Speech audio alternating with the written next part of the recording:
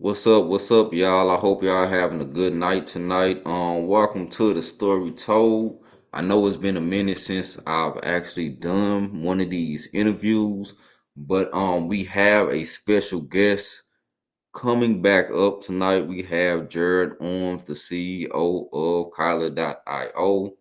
I know y'all, for those of y'all who did tune in to our previous interview, he had a lot of great information to share about his non-for-profit, about blockchain in general, and then just some of the stuff that he was doing to help fight sex trafficking. So this is a update video going over the new projects he's working on, and also the some of the sex trafficking work he's doing as well, fighting sex trafficking. But further ado, we're going to get straight into it.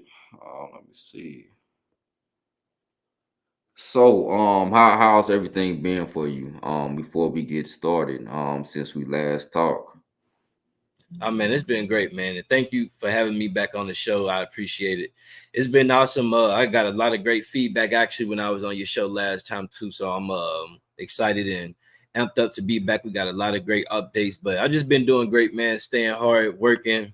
As you can see, just trying to do things consistently daily and making sure we just expand. This summer will be our 10th year anniversary for our nonprofit. So just staying hard in the lab so we can have some nice things to share with the kids this July. And congratulations on that.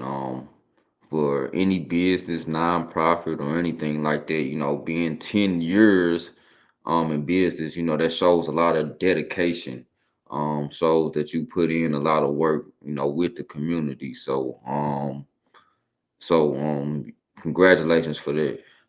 Thank you, sir. Yes, it's a big thing, especially some of the kids, everybody aging. So the 10-year olds 20 now, 16-year olds 26, so on and so on. So we still connected with all of the students, all of the parents and things like that. So I'm looking forward to coming back to St. Louis and doing some pretty big things this summer. Okay, okay, that's what's up. That's what's up.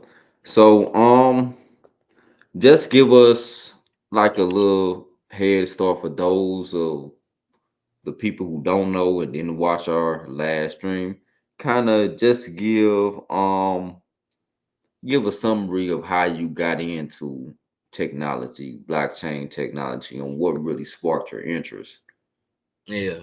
Um, the first I guess encounterment I had with it was back in 2009. Um, Her name Mama Diet. She like a great aunt. She actually passed away a couple years ago, but she was a teacher from Hannibal, living in Hannibal, Missouri. She was like a caregiver for my nana, my dad's mom, and she had came across the white paper. I don't know how she got it or who she was connected with, but she had it in '09. So she was just talking to us about it and stuff like that when I was over there visiting my nana. And at the time I was 19, so like it wasn't nothing because it took 2 years for Bitcoin to reach $1. So in '09, it was just like strictly for like probably hackers and in-house developers and people who really own it. But she was a teacher, like I say, in the district for like over 20, 30 some years. I'm not sure, but I know she was in the education field for quite some time. So when I would go up like to different schools and help her with like putting the grades in the computer, the attendance and stuff like that, she'd pay me a little money. She'd be talking about it, and then like when I go visit my nana, she'd talk more about it. So that was like in '09. And it wasn't worth nothing at that time. It was just more so like from a technical standpoint, like yeah, it sounds like it's good. If people keep using it, of course it'll grow. But I ain't worried about this. I'm trying to get some cash and go give me some China walk or stuff like that. So 2015, from '09 to 2015, I go out to New York, got this project that I'm working on with them at with this organization called Do Something.org. And one of the employees at the time that I was working with, we had went to lunch just brainstorming different stuff about how we could help the company we was working with. And she had some Bitcoin from somebody that sent her some just like because they like on some business type stuff, not nothing like that. So she ain't really know too much about it. So she was asking me about it, and I forgot the price of it at that time. We can Google it, but she's just like, do you know anything about this? Do you build stuff like this? Can you build stuff like this? And I'm like, man, I remember my mama died. Mama dad was telling me about this a few years ago, and it had grew, but I still wasn't on it in 2015. I was, but not like that. I'm telling her, I'm like, yeah, but I don't know how to create cryptocurrency. So she's like, well, if you ever get into it, definitely let me know. So I say like those two people, far as the intro to blockchain, not necessarily technology, was how I like learned about Bitcoin. Either one of them was talking about blockchain, even though the white paper was over blockchain. They was both talking about Bitcoin and cryptocurrency a little bit more. So that was like I say those two people like how I really got into it. And then later, of course, 2015, that's when I started like studying real hard and getting into it more. I actually tried to start like offering nodes to people because when they call blockchain is technically a node where all the transactions lie. And that's what I initially tried to do, which was I was cool doing it, but I learned even that year, like let me get right to the node because that's like the heart of all of it in a sense. And some of the people who on board now that came on as investors at that time in 2015, I just remember how confused their faces was looking. They ain't understand it like that. Cause I was calling them Kyler blocks versus the Kyler coins because it was more so the node. So yeah, and then of course after that it's just all different type of stories how I got more into like the field of blockchain. Right. And then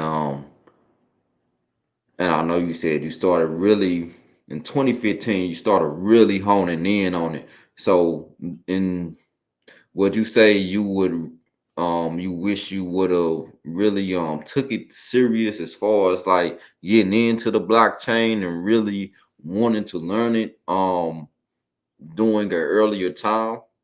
Oh yeah, it's a lot of time I wasted doing stuff. Of course, you always think back like, man, I could have been doing this. Or even when I was in New York, that was like my first big check I got. They paid me a check like 10,000 to do this app. Again, I forgot the price of Bitcoin and Ethereum, but they was mad cheap still back in 2015. So I was thinking about like, okay, let me get some tablets for my nonprofit. Let me get this, let me get that VR headsets, which was cool. But yeah, man, I would. And she asked me too. She like, do you want a few of them? I'm like, nah, keep them. Like, I still was sleeping on it. But later that year, I woke up though. But um, yeah, I always wish I would have got on Bitcoin back then, especially in '09 before it even had a market cap of $1, because I could have came on board as a miner and been getting like a lot of them. Right. A Yeah. $50 investment back in '09, you would have at least 1.3 billion in USD right now, as far as your value in Bitcoin. And since a lot of people purchasing them, it wouldn't be hard to cash that out. Right. So with your coin, the Kyler coin, do you envision it being as big as Bitcoin or even bigger? Yeah, Um, that's the ultimate goal for it.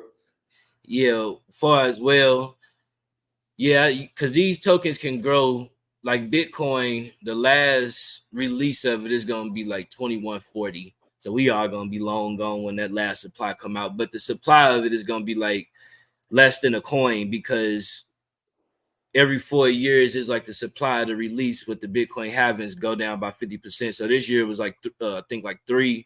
Next year to be 2028 it'll be 1.5 coins, and then after that, so on and so on, it'd be a smaller amount.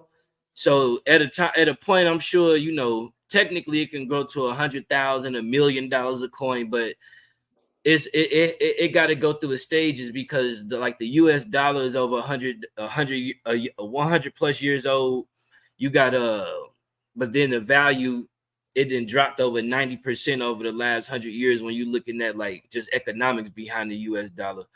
So on that note, then you got different things too, like currencies and just different countries, a lot of different advanced countries throughout Africa that got $1 billion currencies and things like that. A lot of pictures where you see women holding like $1 billion cash bills asking for food. So the price of it going up, I believe at a certain point in time, it can do whatever, but it's gonna like kind of mature and get stable because it's still only 16 years old right now as far as Bitcoin. So our tokens and stuff, yeah, we definitely gonna pass Bitcoin up. I ain't gonna lie though, that is the goal. And Right, especially. go ahead. Oh yeah, I was about to say, especially what I see you doing with it now.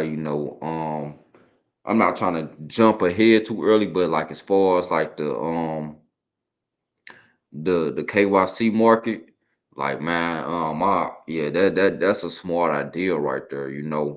Um, I feel like it's really gonna blow up with stuff like that, and then the Kyler games. I feel like people is really going once it really starts to blow up, people are really going to gravitate towards it.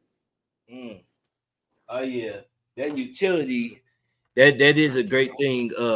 It's so many parts of it too, and I'm glad you brought that part up.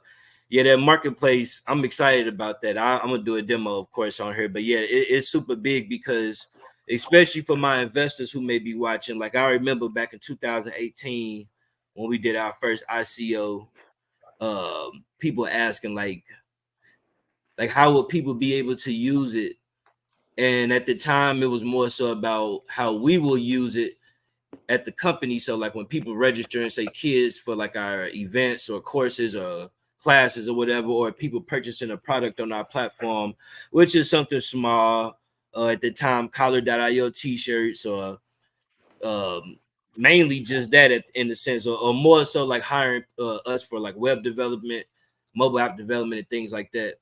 So it was really limited, and it was like that's why I didn't open it up to so many people coming on board as investors, because I knew it was only going to be so many classes we teach on, so only so much product that we sell, only so it's only so many companies that's going to hire us to do web development, etc. But now, yeah, with this marketplace, it just expanded because man, that got me pumped up, and it was like, it's in theory, I've heard of like other companies trying to do it. I'm sure I could search for a few of them that's like mega big, but the cryptocurrency, but those are like projects that's building on top of Bitcoin. It's not necessarily Bitcoin creating this marketplace. Um, so like this is so like this. I feel like we kind of lead in something right now, especially when we're talking about like the Black community. It's a lot of people in the blockchain space that I know. I don't know everybody, of course, but I know a lot of them in America. And right now, it's just a lot of like you could tell that people like really like honing into it, and like oh man, we can actually legally create our own virtual currency and then just following the laws and things like that. It's like it's a beautiful thing. We just got the USD converter integrated.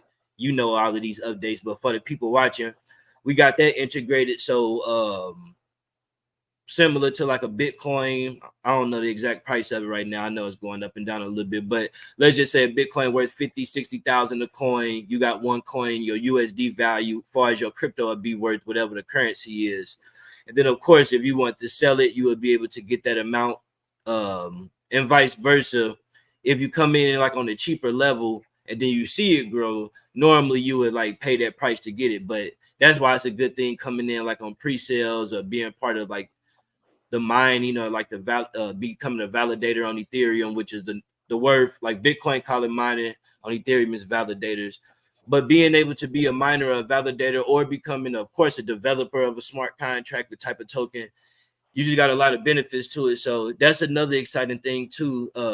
Being able to get this currency and seeing like the actual USD value in real time, it really, it's a real thing. So bringing it to the marketplace, we'll have different options in the future. I already got it set up right now just for like different releases coming up. But for this first one, which I'll do a demo in the further one in the talk today. But it's just real simple, being able to put something up, it automatically convert into the amount of color coin that the seller posts. When the buyer buys it, it goes to that amount of KYC goes to the seller.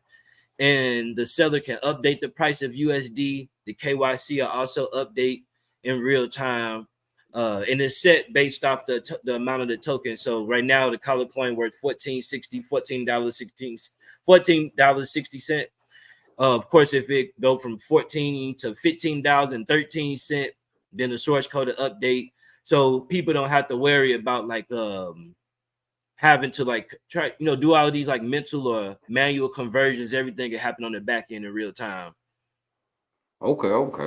Yeah. That's And I dope how want you got this. and I want to say one more thing. My bad. This is a company called Silk Road. If people don't know about that, that's one of the first marketplaces that came about back in the day. The guy who created it, he ended up getting life. White dude at that.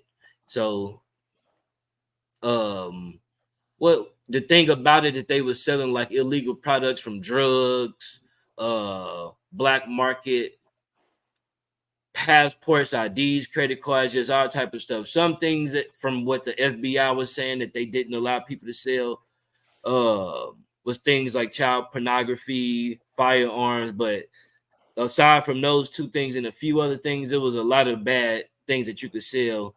People hire hitmen and all type of things like that. But it wasn't a site that was intended for that. It was just something that was user generated, and of course the dark market just jumped on it.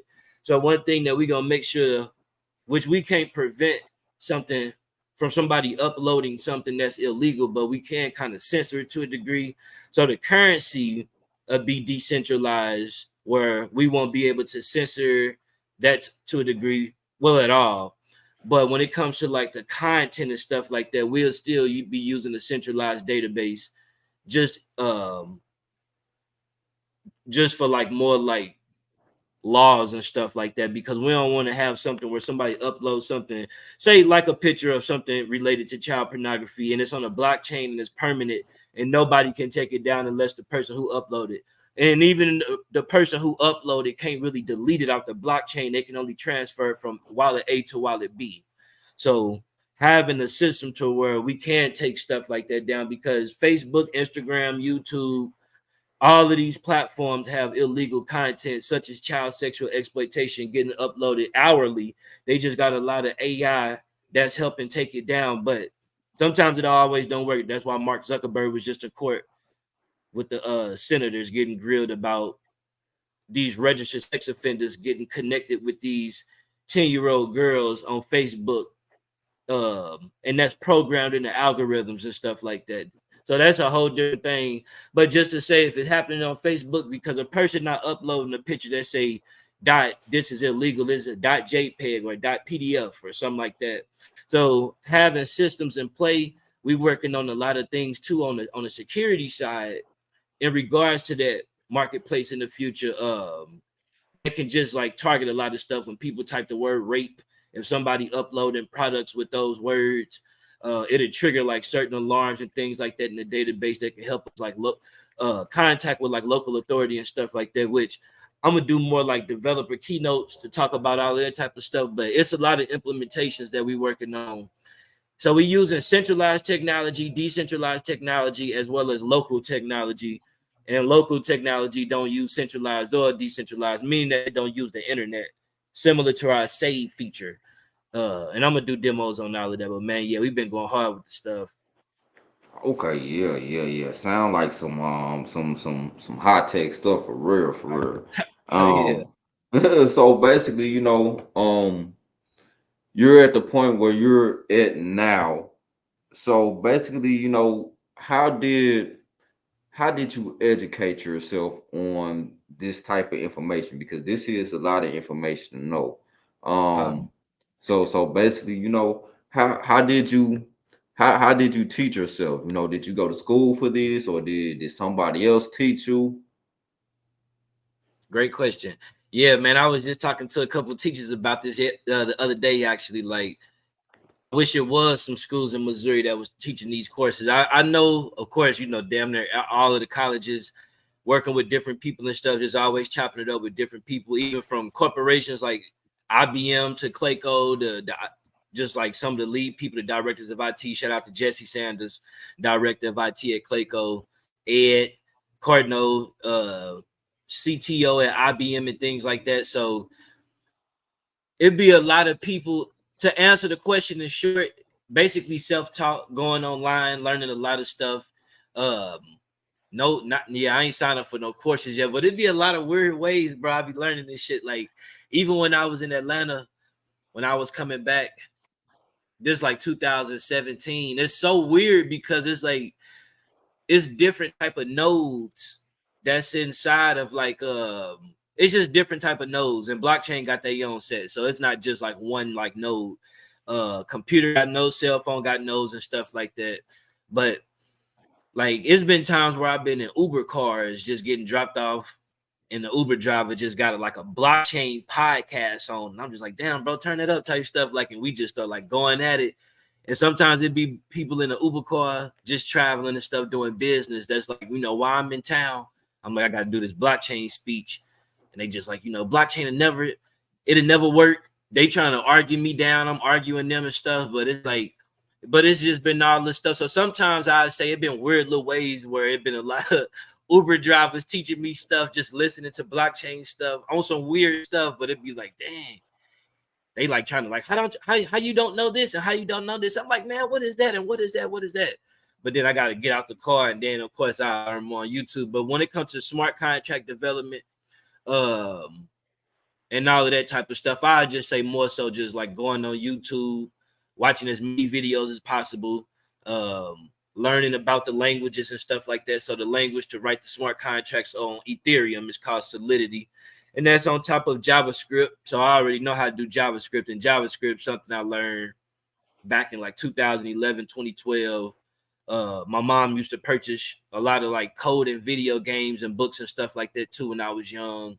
She was a manager too, like at AT&T for a few years over this tech department. She wasn't a coder herself, but she was over a lot of tech people. And going back from like age 8, 9 years old, having events that AT&T had for the kids and stuff like that. They invited us up, teach us about how to do programming and setting up, just all different ways of like just stuff, just stuff, tech stuff, and then like giving us those coding books. So like she was like drilling me hard with it as a kid and stuff like that. I ain't gonna lie, with the code and all that extra math stuff, having to do 3 levels of math. So I'm in 5th grade. At school, I'm doing 5th grade math. At home, I gotta do 8th grade math. So it's just like it was a lot of this stuff started like doing things with her and her working at AT&T as a tech company and stuff like that. They just teaching us about all the type of stuff. And then like getting older and stuff, just I guess like just keep building on top of what you know. And even some of the projects that I was working on in New York, I had to build this app called the RBR Reviewer, the Report Back Reviewer. It was an Android app. Basically, it was like an inbox app for the board members, and they had like 4 million jeans, far as clothing that people had donated to this nonprofit. So it was the #1 nonprofit that collected that many jeans of all New York boroughs. Not the #1 nonprofit that collected the most money, but far as jeans for homeless teenagers. And 4 million pairs of jeans is hellas. So the people that were submitting all of these messages to this nonprofit, they had to do it through their inbox and their email. And it was just a little challenging to access that desktop app on like using like Chrome on Android. So we built the Android app for it. It's still up on their GitHub page, actually, open source. And that was the first time I had to use like command prompt and all of that stuff to like send everything to GitHub.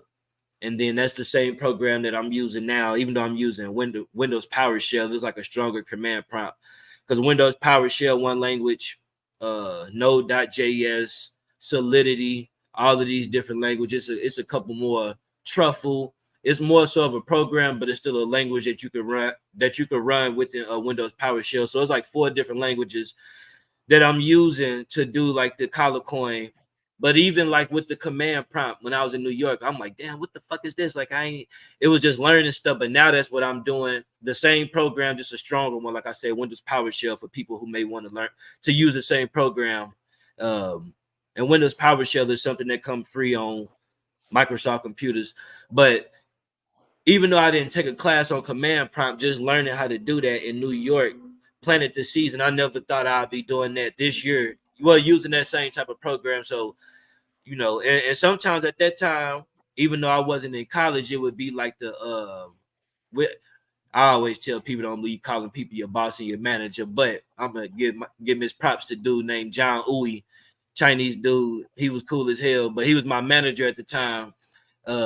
This when I'm working at this nonprofit versus doing. I mean, I still have my own thing on the side, but I'm still working, doing my thing, being humble.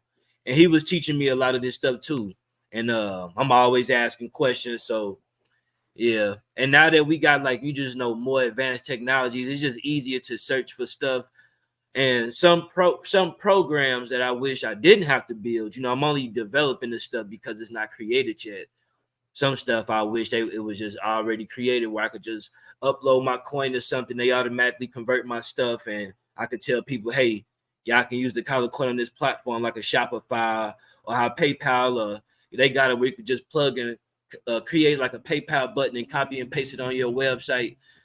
We also doing stuff like that for developers too. So for people who also trying to do stuff like this, but they may not have like the passion, the time, or the funding for some of this information, we also got a developers platform, which I'll also show later in the podcast on how people can just copy and paste our code the same way they can copy and paste the Facebook like button, a YouTube video to have basically our widget within the application. But for now, it's just a balance. Because if somebody want to check, like in the future, it's going to be like platforms where I can check my Bitcoin, my Color Coin, my Cash App, my Chase Bank, Bank of America, etc. So having without having a without software having to go to. type stuff, yeah. Even if it's centralized, decentralized currency, still kind of centralizing everything in a sense, like a grocery store. Ain't nobody gonna want to go to every like farm and factory just to get like an apple or orange. You just need to be in one place. Right. And it's funny how you mentioned the command prompt and everything. Just learning that because before there was graphic user interface and all that. That's pretty much the way that people had to go is basically through command prompt and everything. Yeah, And the thing is, you know with using like stuff like PowerShell, the command prompt. No, those are skills, that's very important, especially like in tech right now. Even like learning cybersecurity, those are essential skills to have. yeah.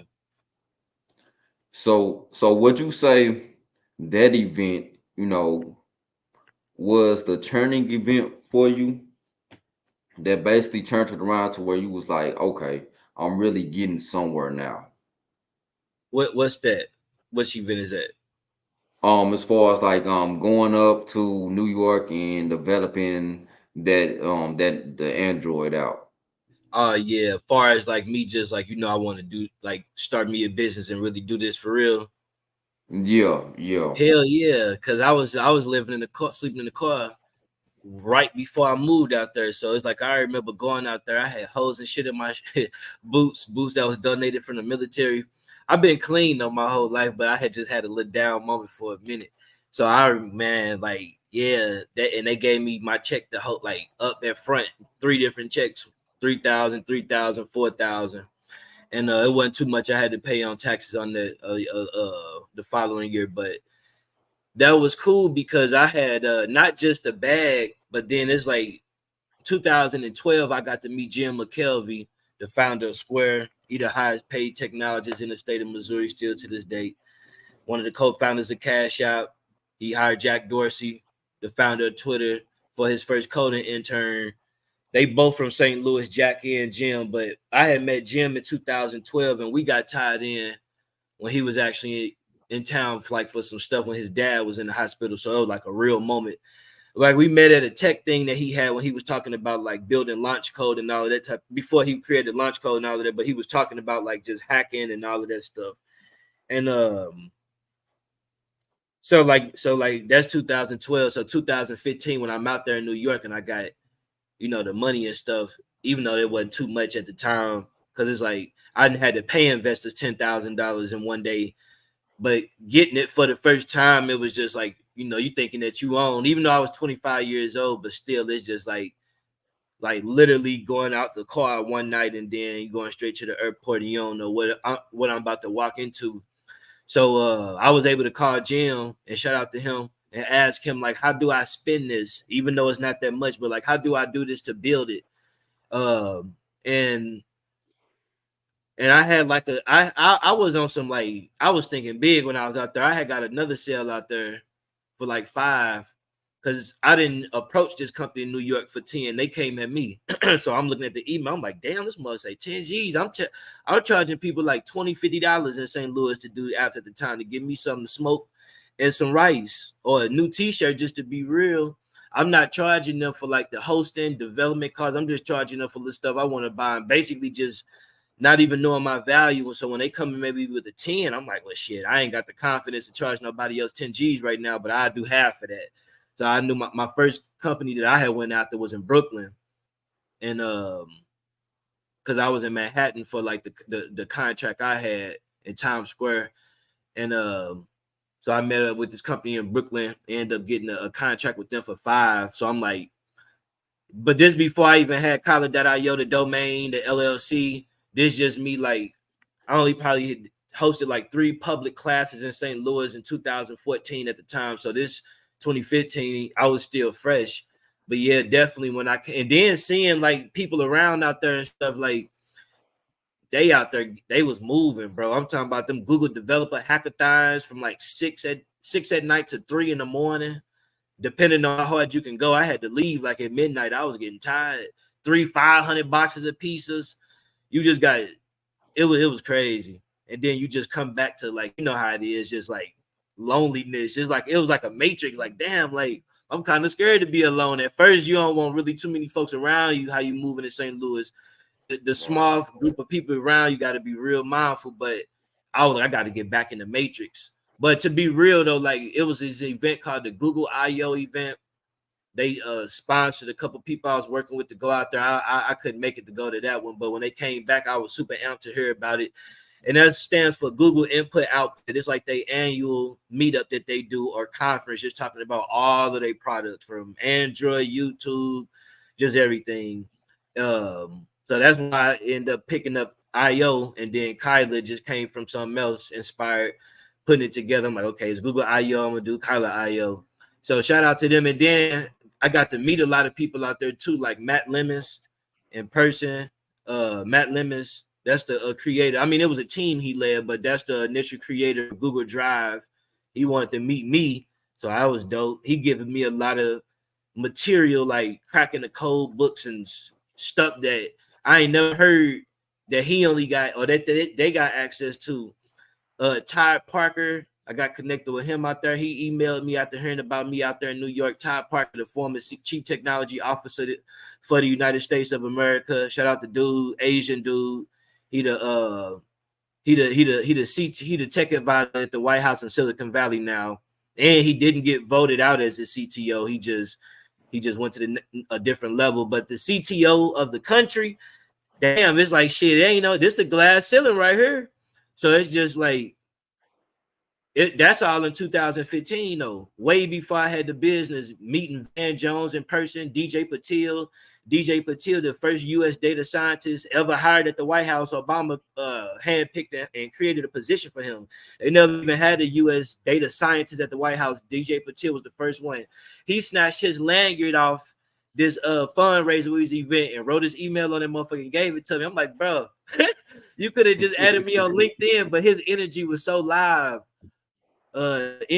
Indian dude, like it was just a lot of good stuff out there. So damn right, bro. Like I came, and my bad father, parents watching with the kids, but it was a lot of good energy out there, and not just that. Like it was this one time before I had started buying like new clothes and stuff. I'm like, man, because I thought it was like I thought it was a game, bro. I'm like, man, they this about to be like trading places. They finna ask for this money back. I'm finna go back to St. Louis. It's finna be all bad. But so I remember like the lady I was working with at the time, she like they got this event down at the Nike factory and stuff with Google and stuff. You should go. It's gonna be like this little hackathon thing. There was a lot of hacking events out there because it's a lot of legit, like for people with hacking, that's something that we do too. But you got white hat hackers. Every company hire white hat hackers.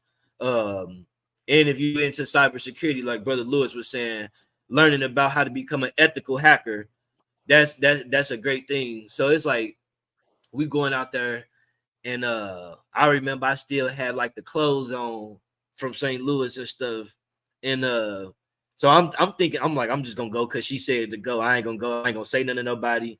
Ain't nobody gonna take me serious. But I got just check in my pocket for like $4,000. I just ain't cashed it yet. Now I probably got like $300 in cash, $600 in cash. I had 600 on me, and then they gave me like 200 or 300, so it's probably like something around that. But I remember these dudes walked past me, and they was like, "Hey, what's up? Who are you?" I'm like, I'm telling them about the company in New York.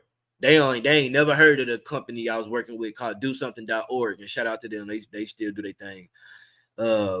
But they ain't know about them, so I can't stand on their shoulders. Then the company in St. Louis that connected me with the people in New York, of course they don't know about them neither. And I ain't got no business at the time, but I got a title for my program at the time. It was called College Kids and Computers. And so I'm telling them about that. But we only hosted like 3 classes before I went to New York. So the white dudes, they was like 2 white dudes. I'm thinking I'm just so defensive in my mind at the time. So I'm just like, they about to say something to try to milk me type stuff. I ain't about to say nothing. They was like, man, we just had this grant for $400,000 that passed our desk. It could only go to like an African American non-profit type stuff. I'm like, what y'all was gonna try to take 390,000 and only give me 10? They like, nah, we couldn't touch none of it because we ain't black. Like, that's why we couldn't get it. But then I'm like, y'all really think they would have gave me that much money and all that type of stuff? And it's just like, it was just a lot of like raw connections and things like that. Getting to ask some of the top developers at Skype and Spotify when they having those late night hackathons about suggestions on how to make these memorial applications for my deceased friends and loved ones more efficient and frictionless. They teaching me about the technologies that we using now, actually, like NoSQL, offline technologies that's still compatible when people get connected back with the network.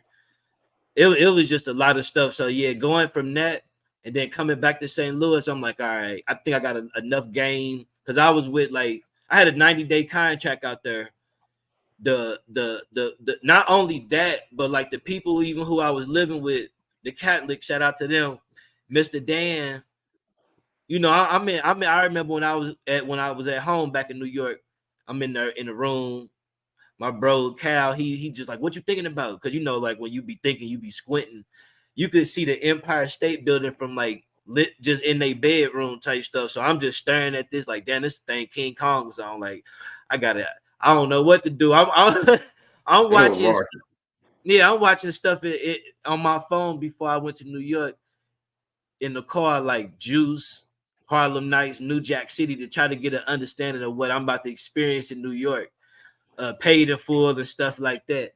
I'm out there a whole different thing. So like, I remember bro asked me, he like, what you thinking? I'm like, man, I'm out here, bro. I just got to get on Oprah or something like that. He like, man, my dad was show on Oprah a couple years ago. I'm like, never. Now this ain't at work. These the people I'm living with. I done went on YouTube. She like, oh, my great friend Dan. I done ran in the kitchen, Mr. Dan in there making breakfast. I'm like, damn, Dan, you know Oprah? He like, yeah. Get on the show. I didn't even know the folks I was living with. So it was like not just the work and the tech people, but just I would consider the Catholics like my family, my white family. We always be joking with each other, but they my family though. And I had $10,000 for that 90 days out there. I tried to like, nah, it's cool. I ain't got to live with y'all right on. I get my own little apartment. They took me downstairs. I learned about the different prices, and one of the leases for where they lived at, I ain't gonna say how much theirs cost, but one of the plans started off at $10,000 a month. I'm like, oh yeah, I ain't got Oh man, nothing. yeah. You changed your mind after that. That was on 42nd and 6th Street at the Silver Towers. Y'all can Google it. They it's a lot of money up in that mud still to this day. That's the last street before you get to Hudson River. It was real nice, and So yeah, man. But just to say that, I'm just kind of going over the board so a lot of people can get some information. That 2015 definitely was the stuff. Talking about entrepreneurship though, I've been on that kind of hard from a kid. Just always seeing my mom do her own thing. She always had her own businesses, so being inspired to do that up under her.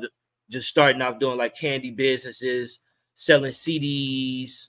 I was doing that stuff hard, where the school taking my money and stuff like that. My parents got to come up there and get it back in 7th, 8th grade. Competition, teaching people how to do the stuff I'm doing. Folks coming in the next day, I'm selling CDs for $5. I done taught bro how to do it. He come to school the next day selling for $1. So it's just Mm-hmm. like it was all learning lessons too and fun stuff, but I always had that entrepreneurship mentality, and just always thought about expanding and things like that. My nana, she always had successful partners. One or another, her close friends, Cheryl Davis, the daughter of Miles Davis. So growing up with her before he passed away, and then as a kid, and then you just realize and stuff changing. I don't know what happened, but she going from the east side now. It's a lot of lights on, and it's a bigger house that we in. But she like she always did a lot of stuff for me as a kid, and her son Paul Davis, Miles Davis' grandson, when they end up when he passed away, Miles Davis had left her a percentage of his catalog. So now she got like subdivisions in Las Vegas, school districts and stuff like that. Miss Davis out here, but Oh wow, wow, oh yeah, that's and nice. her son Paul, like I remember him letting me look through the telescope, the laptop and stuff like that, like at probably like 4 or 5 years old. Like, so even being around them, the owner of the, not the owner, I'm tripping, the coach of the Rams of like the late 90s, I forget dude name. I know really into sports like that, but I just remember he's like an old white dude. He lived next door to Cheryl. He'd come over there and have breakfast and stuff like that. As a kid, he steady talking about how he looked when he mad on TV and stuff like that. And I'm looking down, looking at him, looking down, trying to understand and figure this stuff out. People coming over there talking about they just bought a domain, sold it for $1 million. Then I got to go to sleep because I'm 6 years old. But these people that's like, everybody want to be around the kids of Miles Davis' daughter and stuff like that. And her and Cicely Tyson had a real nice relationship too, as her stepmom. So it was a lot of celebrities that she knew just out the strength of her dude. So it was always just like that type of spirit and that energy around. But to answer your question in short, when it comes to College.io specifically, I think New York just like turned that internal light switch on that I had in the inside.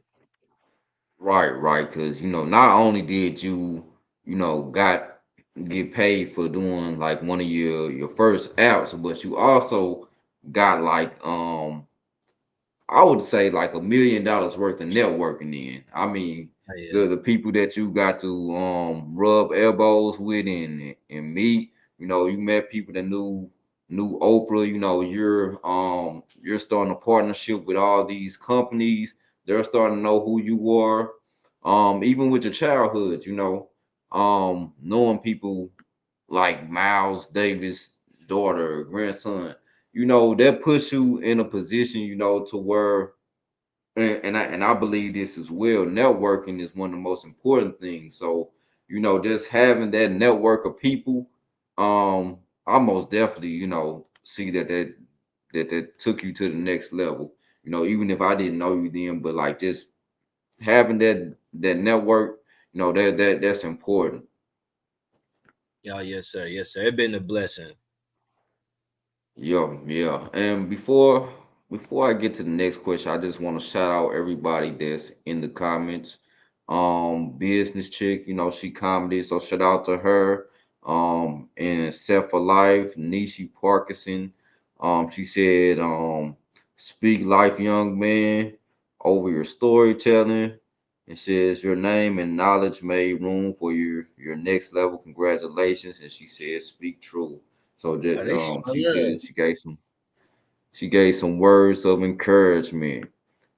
So What's up, everybody in the comments? I had it on the private chat tab. I just seen everybody over there. They showing mad love. That's dope. I love yeah, yeah, your network and your people, bro. They be showing mad love. yeah, yeah, much appreciated. Shout out to them. Shout out to them. Um, and you touched on something real quick. That I know we touched it on this last video, but if you could like just give a brief summary of what you mean by like selling domains and um it was something else I wanted to touch on real quick. Oh yeah, your virtual obituaries. Just touch on that real quick because I feel like that's something that they should know about as well if they haven't met you already. Got you. So with the domains, stuff like just how we are probably streaming, watching on Facebook.com. So having these domains is important. Just to some history, and if we got time, I got time for tonight. So, but just on some history stuff, 1985 is when the first .com was registered. Prior to then, a lot of people was accessing these websites on these servers just using IP addresses, these numeric representations. So 1.2.3 in a sense. And IP addresses still exist. It's just people can use human readable names to access these websites versus just a numeric address, meaning just numbers. But now that we into Web3 or moving towards Web3, excuse me, when we talking about cryptocurrency wallet addresses, they got blockchain domains. So two parts real quick with traditional .coms or just traditional domains. For future business owners, it's important to make sure that you all acquire that, especially if you're planning on trademarking a brand. You don't want to trademark something and then the domain is already registered, even though they have thousands of different TLD extensions, TLD top level domains. So .edu, .org, .com, .biz, .net, .crypto, all of those dots extensions are called TLD. So they got thousands of TLDs, 700 plus thousand TLDs on blockchain, and about 4,000 TLDs for like commercial for centralized TLDs in a sense. So that's that. And as far as flipping domains, that's something that a lot of people do too. You got to be a little mindful with it because you, like myself, I've had a few warnings in the past from some big people, but purchasing domains, really like digital real estate, buying low and selling high. That's like the game too. So I've heard of people who purchased domains for $10 and sold them for $1 million. Sometimes people have purchased domains for $1 million from someone who only bought it or registered for $10 for $10. So that's a real nice thing. When it comes to these blockchain domains, it's a little different on the back end because traditionally, same thing with us, we have to register Collar.io annually or every 5 or 10 years, etc. But we can't register like a one-time payment, even if we had $1 billion.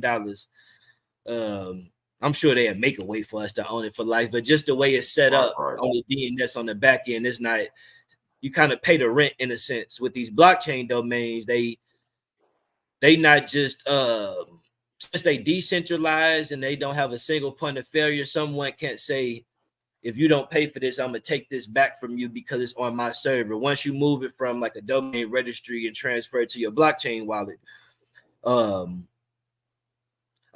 most of the blockchain domains are like a one-time payment because you're not just renting it as a digital asset, but you owning it.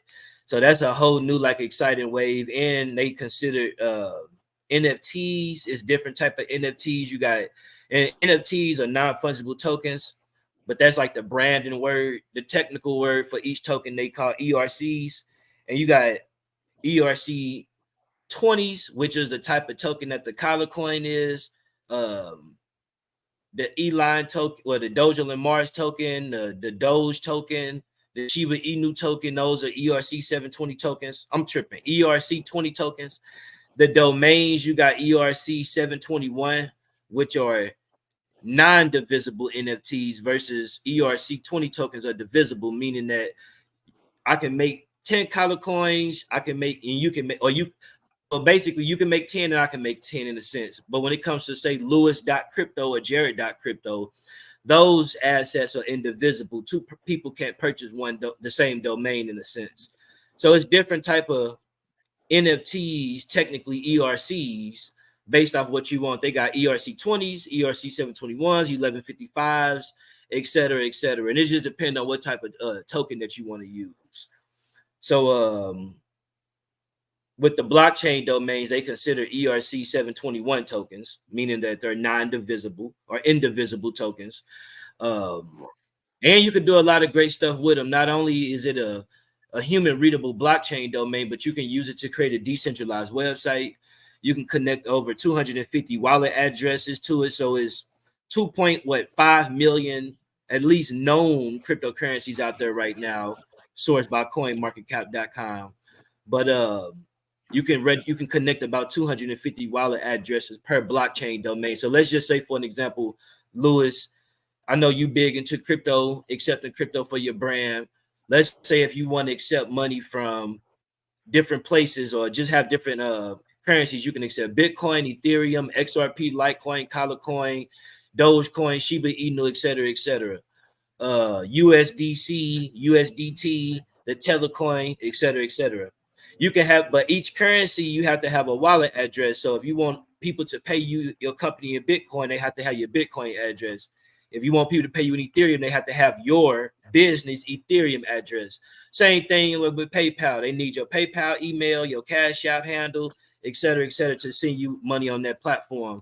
But versus having, say, 100 different cryptocurrency wallet addresses on your website for 100 different type of crypto holders, you could just connect those wallet addresses to a single domain. And this time, people could just send, long as you got the cryptocurrency registered to it, they could just send it to lewis.crypto. They don't have to get your Bitcoin or your Colorcoin or Ethereum coin address. And that's super important. You can also use them to accept payments. By default, you can't use a centralized or a traditional domain to accept payment. Let's just use jaredarms.com. We technically can't use that to receive payments. I can set up a website and a hosting package and point that domain to the hosting package and put a payment gateway up like PayPal, Cash App, something like that. And people can go to the hosting package, which is the website, and use those third-party payment merchants or plugins to financially interact. But the domain itself ain't doing that. I don't have to use jaredarms.com. I could just use something on blogspot.com and do the same thing. So with blockchain domains, the at the core, the primary use of it is that you can replace the wallet address, one, as a human readable domain, which is also to transact to, and that's a huge thing. Okay. Yeah, that makes sense. About that. That's with the domains. The other thing was with the memorials. Hold on, let me take a drink of water on that. So with the memorials, I love talking about this, especially to the kids listening, because I could just talk about my positive reaction towards me losing a lot of friends and stuff like that. But it was more than just sitting on the computer, because to a certain degree, if you like in certain situations, you gotta survive. So it's like, shout out to all of the people that was just with me, from me getting shot at by people when I was quote unquote willing to lose my life for the streets. And I had dedicated like so much time and energy to just the dark side, to say the least. So shout out to everybody, especially most of the people who not here no more, that didn't got killed in gun violence, that didn't help save me. So it's like saving me, meaning getting me out of jams, shooting for me and stuff like that. Because I was never a bad boy. I was just, caught up in a lot of stuff. So just shout out to everybody to help me out. So it's like when I'm watching The Social Network in 2011 December, one of my cousins had called me actually and told me to watch it. So I'm watching it. Shout out to her, my cousin Brittany. And her brother had got killed like a year prior to me like watching this movie. So, and I was on papers that year too. I was on papers, unsupervised probation, got SYS just for like a year. So I was just trying to chill for this year. I ain't have to go see my PO or none of that stuff. I ain't have to drop, do no piss tests, none of that stuff no more. But if I messed up, I probably had like a little light 2-year backup or something. But this is me like at 21, it's 2011. So I'm watching the movie The Social Network, and this is me making a conscious decision not to rob folks, not to extort people, not to sell drugs, because that was what was going on. And so it's like she like watched this movie and stuff because like you be on that tech stuff like that, and you one of them dudes like I know like if you like get on it like you would just you'll get in it, and I'm like, man, I ain't trying to watch that, but I end up watching it though, and when I watched it, I'm like, man, I could, you know, I'm smart, you know what I'm saying? I know stuff. I don't know too much about coding, but I remember my mama had some little coding books and this, and the third. Like, let me see. I think I could do this. But of course, all of my friends that I fucked with at the time was dead. So, like Mark Zuckerberg, his was different because he at Harvard. You know, Mark Zuckerberg daddy told him, I'm gonna either buy you a McDonald's franchise or you gotta go to Harvard. And he like, I'm gonna go to Harvard. Okay, you got a hell of a choice. With me, I'm like, I can't call none of my homies like that. So let me but this how I'm about to like basically commemorate their loss and show love to them. So like but it started like the ideas was different though. Like cause my homie Stacy, that's my best friend. That was my first friend. My first best friend that got killed on gun violence. My first friend got killed. His mama burned him to death when I was 11. He was 14. Zachariah Kemper. But for Stacy, the one that you know, my best friend, he got killed when he was 17. So at his funeral, I remember that they had ran out of color obituaries, and I had me a few color obituaries and some black and white ones. But I just remember like because it was like 300-400 people came to bro's funeral. So many gangs that was there back then. How old are you right now, Lewis? 27. 27, 34. 89, 30, 20. So you was all right. So we 17. So you So probably 2011, I was turning 15 that year. So not in 20, not this 2007. 2007, so 2011, I was turning 11 that year. All right, 11. So we was 17. So I'm going from 2011 watching the movie The Social Network, kind of going to Stacy real quick, his funeral in 07, a couple years prior to that. So that's interesting. But man, it was so many. I'd be having to get a timeline in my head on where everything was at. But it was so many gangs that was at his stuff that was into it at that time. And there's a lot of people that got Stacy tatted on them that's from different like rival gangs back then. And nobody had did nothing to nobody. Like it was love. So like just seeing the unity and stuff like that, it was like, you know, Stacy wasn't and still is an important person to our just to us as a people type, especially the generation of 08. But at the funeral though, I just remember hearing people say like, man, they ain't got no more color obituaries. So that was like a thought came in my head because Android had got purchased in 05 and then they released it in 07. So the same year Stacy got hit, like I was always on my little tech stuff at home, but then you know in the streets, you know you doing different little stuff.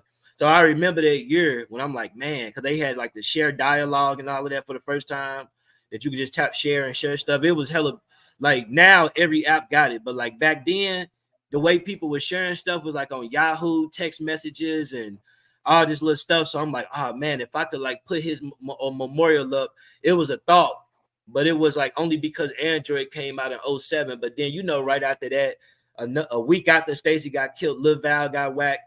And then it's just more and more folks. So then at Twine funeral, my other friend who got killed in 2009, at his funeral, I remember like, you know, just some of his family members that was like, that wasn't just satisfied or happy with what the local news media had put out on some of like the coverage of Antoine. So in 07, it was like, man, if I could make like a digital obituary and make this shared dialogue where everybody could share like this color when everybody could have it. And then with Twine funeral, it was more so like trying to make a comment box to where people could like basically customize their memorials and put his mama and aunties, and they could put what they want on a memorial. These are ideas that I'm having at these funerals and stuff. Now you got real stuff going on, you know, they killing people 45 minutes after this funeral in retaliation. It's shit going on. So it's just like I don't know. I just always had like the little technical stuff. I'm like, this is how in a way I can help folks. Of course, the normal way is getting your get back. That's like the normal way, but that stuff come with real repercussions, and you know, it just be a lot of real stuff with that. So it's like I'm like, man, how can I do something positive? And then of course, you know, That's 09. My other cousin get killed in 2010. A year later, Chance. So 2011 come. It's like somebody back to back. So 2011 coming as I'm watching this movie, The Social Network and stuff. I'm like, man, I got all these like technical ideas and stuff. Like, I think I could do something like this. So I put my first little memorial together. And the real purpose of it was to allow people to get Stacey obituary that didn't get it in 07, even though it was 2011.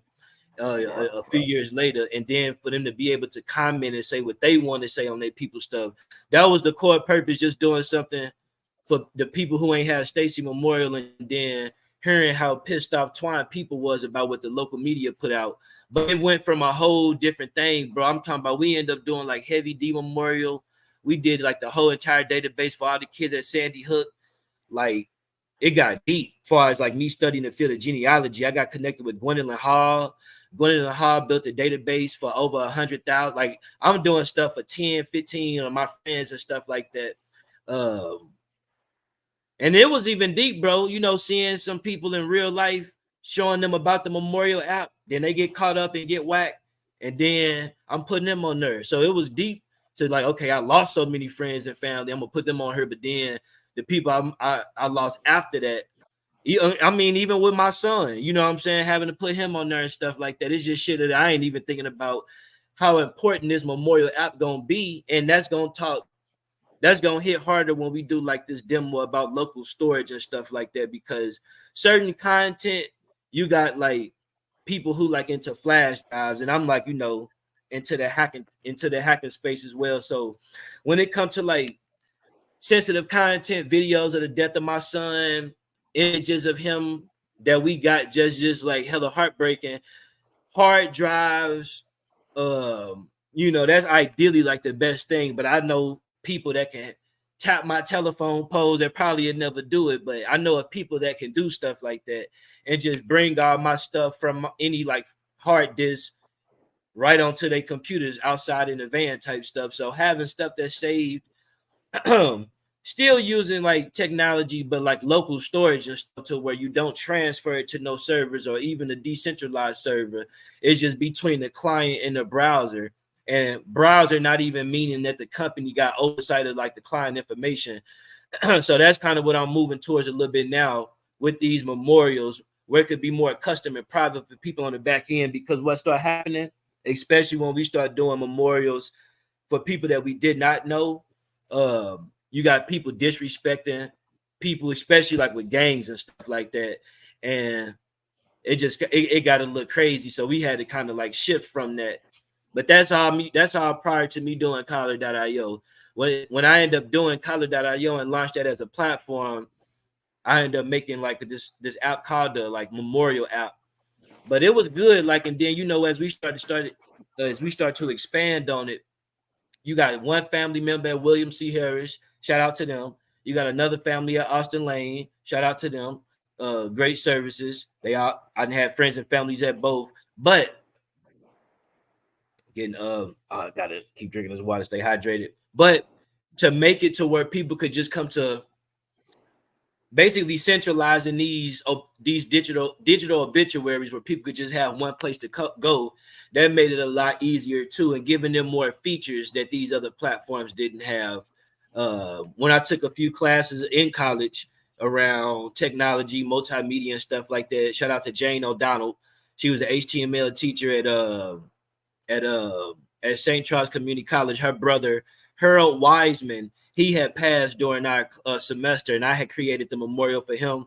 She had even taught me some other stuff to make it a little easier for people to upload images for their loved ones, because I had just got her brother image somewhere else. She's like, you could have just asked me for it by talking to me by putting this input in the thing, which I gotta reach out to Jane. I forgot about. She was actually a teacher at one of my programs when we had partnered with St. Charles Community College in 2018. They had bought us Domino's. We hosted a 2-hour web development class. Jane O'Donnell and Rex McCartney in St. Charles Community College. They had this. They still got it. It's called a Discover magazine. They launched it in 2017 though, but in 2017, that's when we did something with them. Now it was 2 years. 2017 was the Discover magazine. They put us on the front page cover of that. That was dope. We got to meet up at OPO Startups, the old downtown post office on Main Street, St. Charles, Missouri. And then they also sponsored our class and got pizza for all the kids and stuff. It was mad dope. So like that was kind of cool too, but it kind of expanded me just working with different folks. But on a psychological level though, I had to take a break from that because I started having dreams and just of these people, not on no weird shit, but just like you just staring at all images of people all day. That's going, Yeah, so yeah, it's like yeah. I can it wasn't imagine. as exercise. And that actually how I started teaching the kids. Because this is all 2011 through 2014. Then like in 2014, I'm like, man, because I'm talking about, bro, we had so many memorials that was coming through. It was ridiculous. So it's like if I can get out the computer and teach these kids how to do what we doing, which is basically coding. It wasn't ever trying to become like a teacher or nothing like that. It was like we got too many memorials and too many young black kids. Let's stop working on these memorials and start like getting them off the streets and pulling them in these computer rooms type stuff. And maybe we might not have to create as many memorials for them in the future. So Right. and They college, basically prevent them from even getting to that point to where we gonna have to keep doing this. yes, sir, yes, sir. And I'm Yeah, proud to say that I ain't had too many. I've probably had maybe out of over 3,000 students I've taught in the last 10 years. Um, from what parents shared with me, I've probably lost two, which is not good because one is too many is enough. right, But right. as far as what I'm saying, compared to I'm sure what it could be type stuff if we ain't have positive people like yourself and not others making sure we keeping them distracted with positive work. I'm sure those numbers would be quite high. Some of my students, then grew up and did things that I ain't done yet neither, but I've always got to keep that relationship and that respect, like, so it's been love, but yeah, it's been beautiful overall with everything. Yeah, yeah. That's what's up. That's what's up, and that's why I wanted to get into that story. Um, and just how that whole process went, man. Because I feel like that's a lot of great insight for people to know. Like I said, I know some people probably watched the last live stream we did, but just for the people who didn't know, I feel like it's most definitely important, for them to know, your process with that, and Mm, actually, because that's something that people actually use, and I feel like, in a way, people should know that you basically had your hand in that. mm. Oh, that's love. Now I appreciate you yeah, double backing on that because yeah, that was where's the origins. And now that I know we're gonna talk more about like the more recent stuff, but even me at even because you can hear I'm like stuttering and trying to go back with it, like it do touch on a lot of sensitive memories and just thinking about that stuff. It started from like they say from poverty to prosperity, just trying to think local and build global. Now it's we just at a whole different level with it now. And the mission and the meaning is still like overall, even if like we going more towards like uh trying to decrease child sex trafficking and using like blockchain and cryptocurrency to bring more awareness to that, the same way how I was trying to decrease gun violence by increasing STEM awareness for the last several years in St. Louis. And Yeah, this has been deeper stuff too. Like the memorials is one thing, partnering with like law enforcement when we did the nonviolent video game tournament, trying to teach these young kids, not hating on the games like Grand Theft Auto, because I used to play them a lot, and that don't mean I grew up doing that type of activity, but taking it to a step further too, like trying to humanize the community.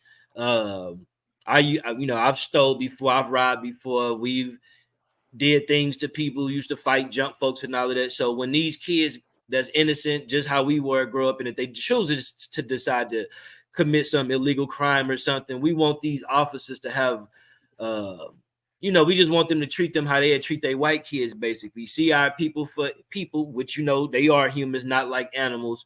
So humanizing the community too is another big thing with trying to decrease the gun violence, because it's really not just all black on black gun violence. A lot of stuff that's going on is not, what they got, what they doing to us as well too, which be a huge part down there, the majority of it when you look at it from a national standpoint, but just from community, it has just seemed like it's just a lot of us doing things to each other. But that's why this crypto project big too, because it can help financially free a lot of us globally. We never really had like an all black global economic revolution that just took off like that, and it's time for it.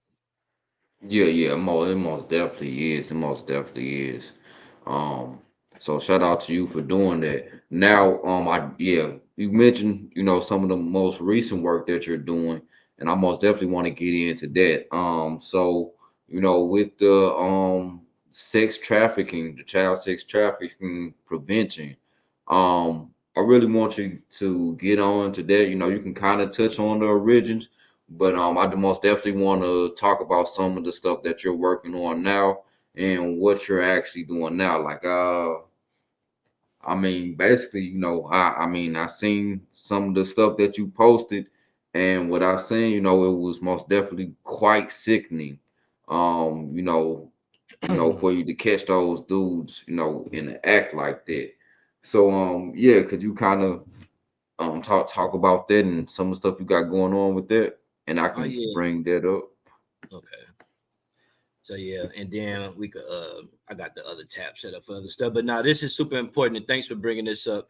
So yeah, we was actively trying to acquire this domain for quite some time, childsextrafficking.org.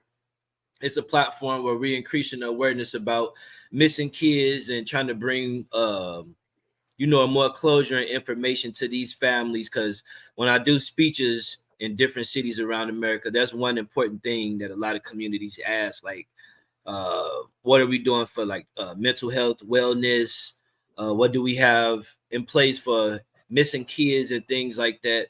So launching this platform, which is more of like our serious type of website, uh, on the platform, I kind of go through this. So we have laws up that's available for people to learn about, media.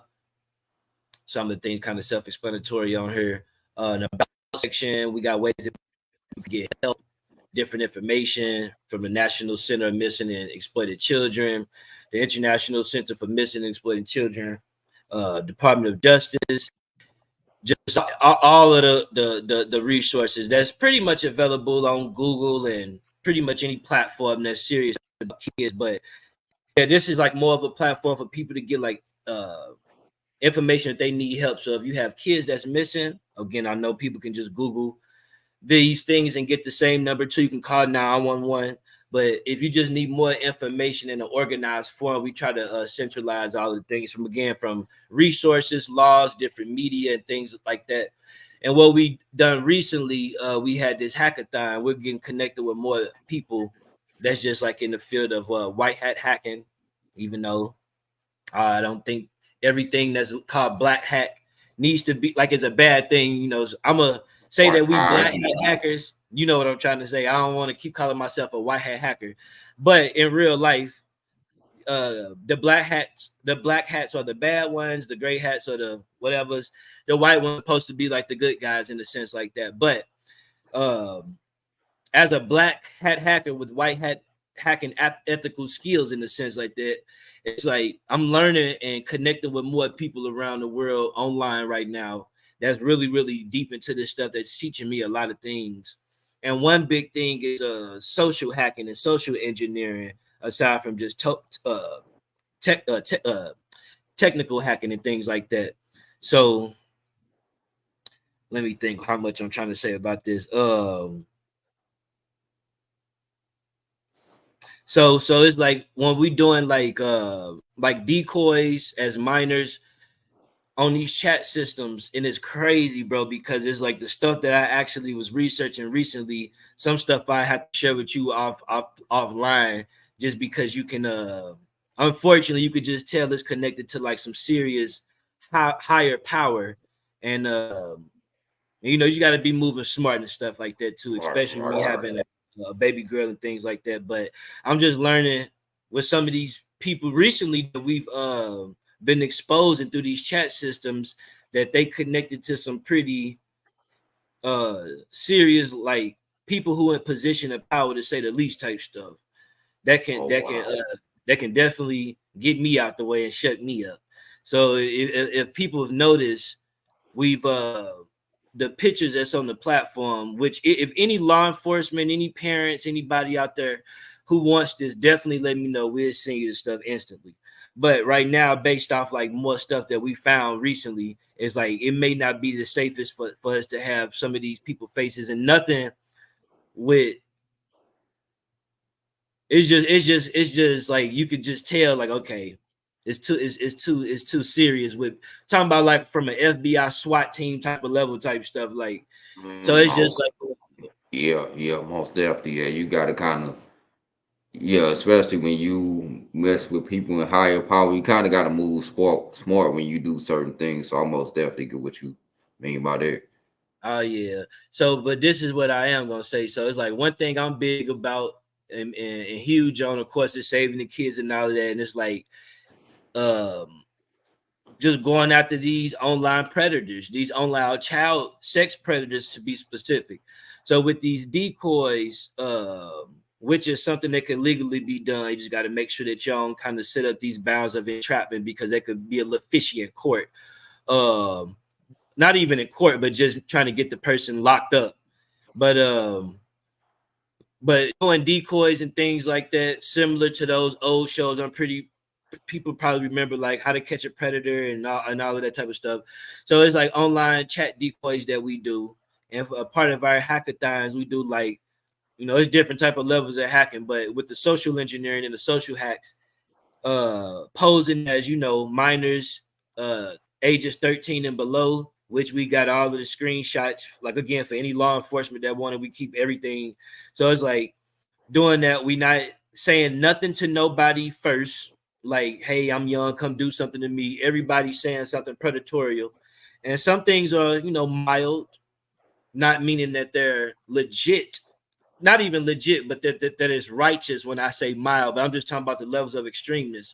Some is mild and some is very like high level, meaning that if we pose it, if we say, hey, I'm my name's Jane Doe, I'm 11, I'm in this city, I'm looking to chat and meet new friends, this is my age, anyone out there? Some people might write this and say things like, as you've seen on the chat messages, um some people just, hey, I'm 64 years old, are you okay with my age? What are you doing? Is it okay if I can see you naked type stuff? You got more extreme cases where people are just writing like, hey, I want to rape you, and these like real people. So Wow. so that's just the one part. The thing that's important with that is with these chat names, similar to like usernames, Cash App, Facebook, and things like that, similar to really NFTs. And for the people that's listening, the ERC 721, the indivisible ones, that's how usernames and domains are on centralized technologies too. Only one person can have Lewis.com. You only one person can have $ Lewis Hunt on Cash App, for an example. Same thing with these usernames on the chat system. Only one username can be created, and the IP address is collected by the company. So the more, even if somebody is using a username like, you can never catch me because this is my username, .john, in a sense, that doesn't really matter, because it's more so about the IP address that was behind this alias username. So the more usernames that we can record, that's good, because the law enforcement can go to these chat systems and just subpoena the cookies and the logs and easily get the IP address for the people that's using these alias usernames. The next part is people actually sending phone numbers and trying to have physical local meetups and stuff like that. And from that, it helps us do more, like, we find in like receipts of people purchases and being able to track the stores of these products that they purchase and areas and things like that off these phone numbers. Some of the phone numbers that people shared with us have been connected to escort sites that got active.com sites up on the ClearNet with children currently right now, which I can share the links with you offsite, to sell children or to escort to hire kids, but that's still child sex trafficking. So Oh it's one wow. thing to have, yeah, yeah. And so it's very disturbing. We've actually had people send stuff that is just like is ridiculous. It just, and I'm talking about, it started off from like 50. Like we had folks sending pictures of their, their growings, stuff we won't share on social media, especially with the kids following us. But we've had like the very first day that we did the first social hack, it was over 5 people, white males, not saying trying to classify, white men into a category, but I'm just letting the people know, for identification purposes, 5 white males, all showing their private areas, which is that's when adults are sending minors privates of their growings, even if it's a woman sending her private area or her breast to a boy that's 14, it don't matter if it's a woman, but these are all men. That's still considered child pornography. Right. So it's just like that. Those exposure images and things like that can get quite disturbing too. But it went from 5 to 10 people the first day to it's over 100 people now. That we engaging with daily. 100. Like the moment we go on the chat system, it's just I actually in the process of trying to raise funding so I can hire people to help us do this because it's that serious. Oh wow. Okay. Yeah, Wow. I Wow. had to That's go to crazy. sleep and tell the kids, yeah, man, like it'd be crazy. And then some stuff like I can't do everything. Like we trying to, it's like I was doing my research on the dark web. I learned recently like there's been a huge state data breach in the school system with over 90 million emails and passwords leaked out, some current, some past. And most of the schools I've contacted with, not one school has reached out to me and asked me for information. They just like kind of putting it to the side. So, but all of this information to the students' username. You got teachers that's on dating sites. I'm not saying child sex trafficking sites, but when kids are or teachers, that's still illegal for either party to be on a dating site, even if it's a dating site for 21 and up. But all of this stuff is accessible on the dark web, and I think people need to be mindful of that type of stuff. From just I ain't gonna just specifically like target no one school, but damn near every school district in Missouri, most of every school I've partnered with, from SLPS ones in the city and the county, all of them, they stuff that been breached, and this is something currently in March of 2024. When we asking the parents, are the schools sending y'all any information about these breaches? Some people like, well, in 2019, 2017, but not nothing in March of 2024.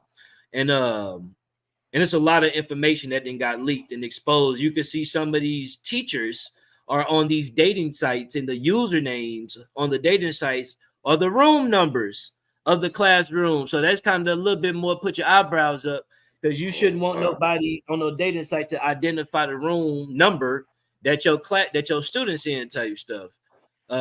It's teachers. Wow. It's a lot of information out there. So one thing that we doing now, we making some honey pots. I know for the people who might be watching this, who are the bad folks, because I don't know all of the followers who are on my Facebook page. But yeah, we making honey pots, and honey pots are basically ways to entrap criminals. So when they going from these chat systems and then clicking onto these links that we sending them, it'll be able to track their IP address. If they using a browser like Tor, Tor is a browser that gives you an IP, anonymous IP address.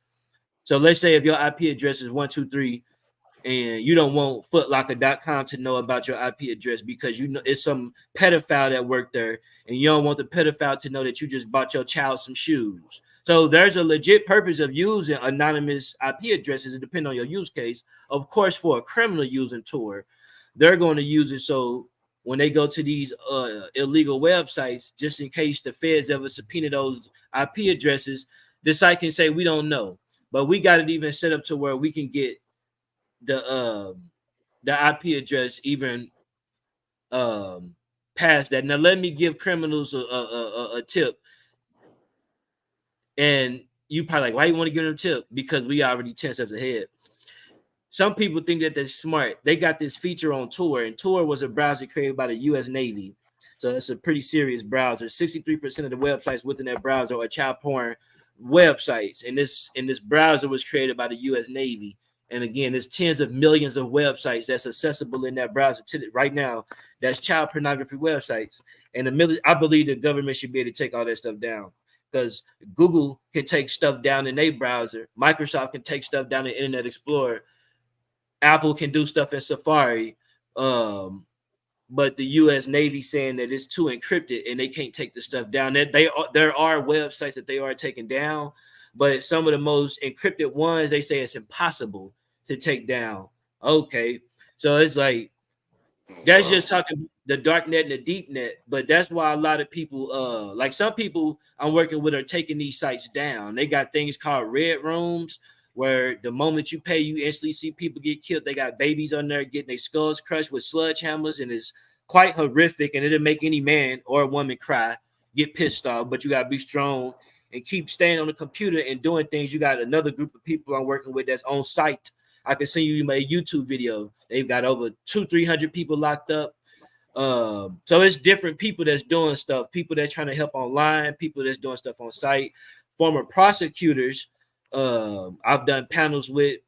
I could see videos too that's even teaching me about, current prosecutors to connect with, to try to have an even broader monopoly when we going against this stuff. But what make it even sadder is you got the bill SB 145.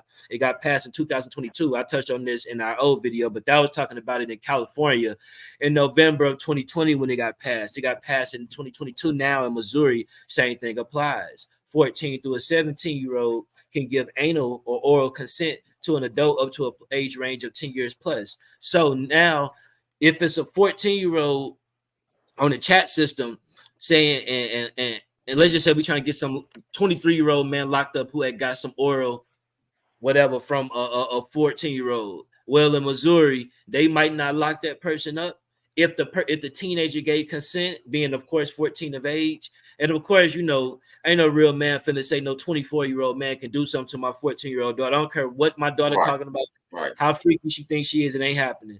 So to see laws like that currently, because we just did the Disney World thing with Blacks in Technology in 2022. That's right around the corner. It's kind of a little scary to I don't know if they decriminalizing child pedophilia, but there should not be a law that gives, because it benefits the predators more so than the child. It benefits the predators. Person can say, well, you ain't got to raise a sex offender because she get so we got bigger, higher things that we fighting against too. Oh wow, that's crazy. SB 145 law. That's actually something that and I remember us talking about that, and now they're doing that in Missouri as well. SB 145 Missouri.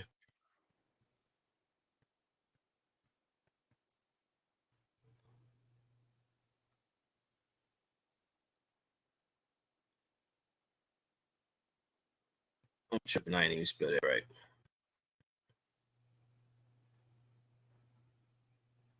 Yeah, they got a video on YouTube. I'll send it to you so we can stay on topic. But that's stuff deep. So yeah, with these people building a huge database of more identifications.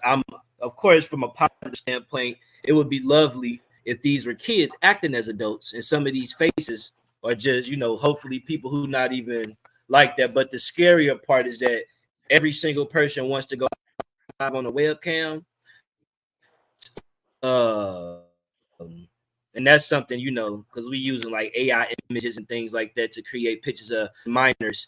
And that's just one way. That's one area that we kind of we kind of stop it to a degree. But we have partners that go live on webcam that look underage, that's actually like in their mid-20s and things like that. So it's a huge team of people that's helping working on this right now. And yeah, man, these honeypots that we create, they some bad honeypots, man. I'm talking about the moment people type like the word rape, boobs, tits, it's like 10,000 keywords that we got. It's not It don't matter if a rapist or a pedophile tells a child, "Hey, let me see your Pokemon cards." Anything that they say is all bad, but it's more Right, right. specific trigger words that can like burn, burn, burn. And I'm talking about, man, we got the shit set up to where it damn near like if you type a certain word in, like you just gonna get the local authorities gonna know. It's just knowing that the government, the laws, certain police and stuff like that, unfortunately, are involved in this thing too. Child sex trafficking is a multi-billion-dollar industry. They Oh selling yeah, body yeah. parts for I kids, you can know, selling their imagine. organs. They cutting the kids up on the dark web, selling their livers, their organs, their eyes, their feet. It's sick. They got Yeah, hitmen on there that you could pay to kidnap kids. You could pay to get a kid kidnapped from school, from daycare, and get their parents killed. You could specifically order a hitman all on the dark web. And the reason why I'm saying this is that the same dark web is the stuff that these kids, the data, the schools then got leaked. 90 million emails for Missouri. That's down there every school district. Um, and it's like I don't think people understanding like when we saying 100 people a day, they not, of course if they kids with them and stuff like that, they probably not tripping off of it, but it's a big problem right now. I ain't gonna lie. yeah, yeah, that's a huge problem, especially like all the schools in Missouri, and then like you know they're kind of for the fact they're kind of brushing it off, and you're mentioning you know um they're using the room numbers at the school, so yeah, that most definitely needs to be addressed. Um, but yeah, yeah, thank you for speaking out about that. I'm most definitely gonna talk to you some more behind the scenes about the stuff you working on. Um, Okay. but yeah, yeah, yeah, yeah, that's crazy. It's a sick world out there. I seen the messages and everything, and I'm just like, oh wow, wow. Yeah, And for the simple that's fact that you said that y'all are catching, at first it was probably like 50 people, but y'all catching hundreds of people a day doing this now.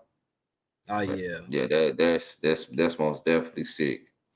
Yeah, I can show you a demo again another time offline just to show you like I'm like one time we posted something and there was under 60 seconds. It was at least 6 predators had inboxed us under a minute of just posting one chat message with no image saying that we underage and things like that. So yeah, it's quite aggressive. But yeah, I know we got more to talk about. But now I appreciate you let me touch on that because there's a lot of parents that got kids missing and stuff. And even though I'm doing my part online and stuff like that. It's just it is a positive thing to see people trying to take, to try to take these bad people down in any way.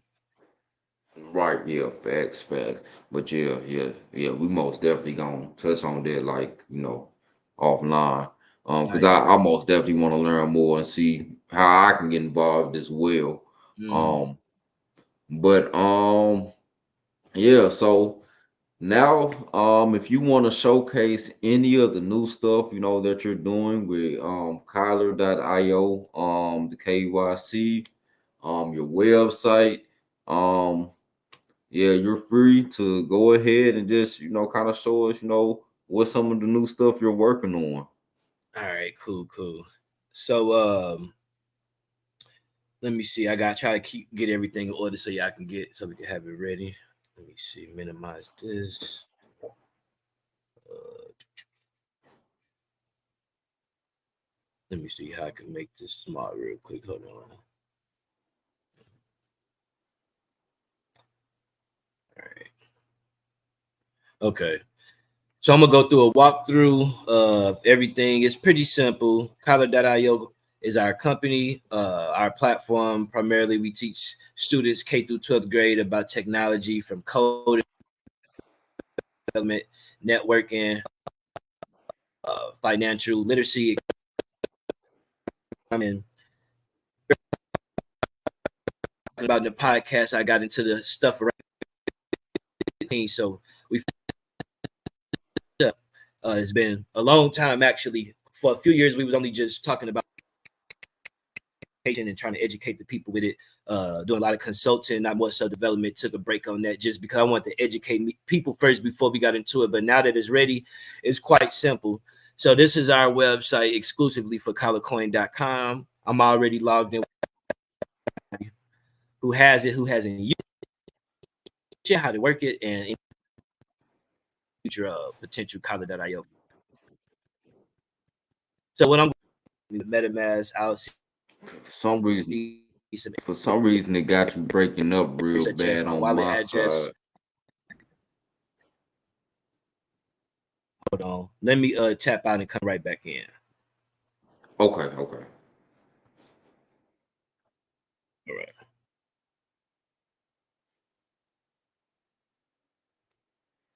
So yeah, that's Jared, the CEO of Kyler.io, man. He's giving a lot of good game.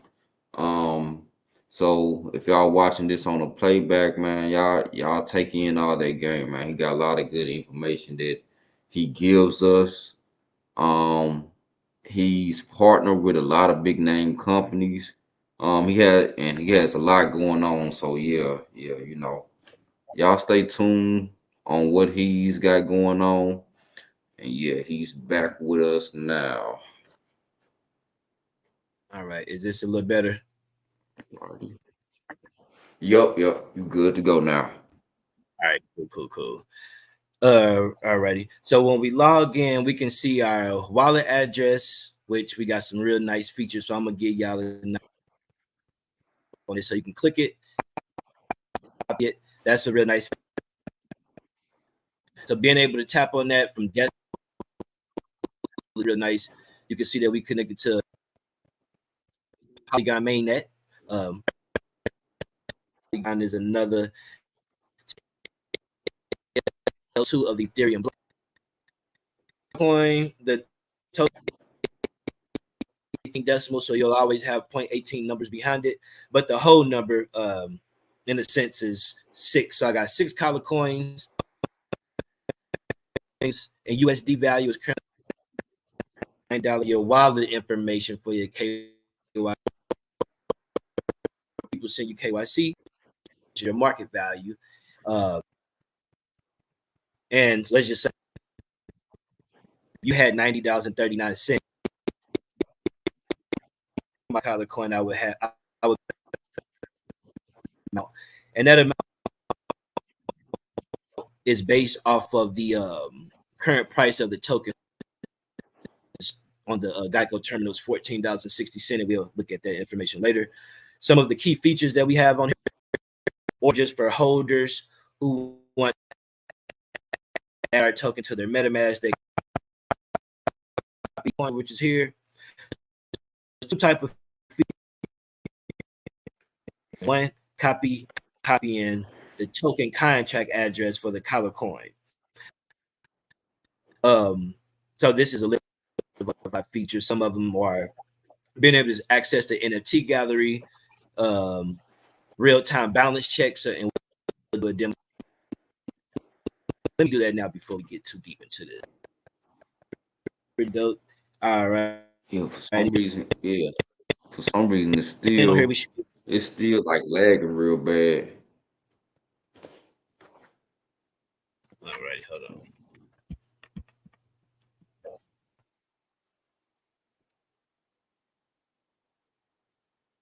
Yeah, I can see that on mine too.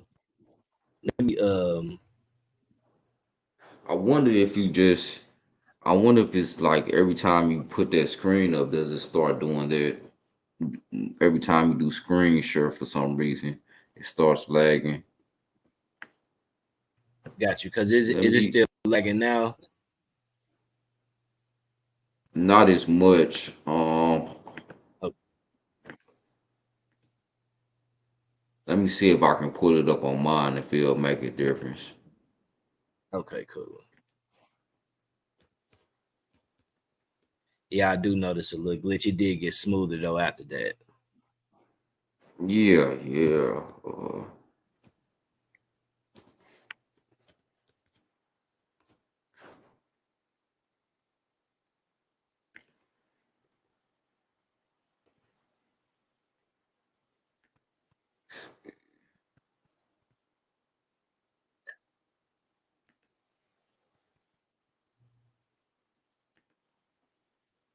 It's Kyla.io.com, right? Collarcoin.com. Okay, KylaPorn.com. Okay.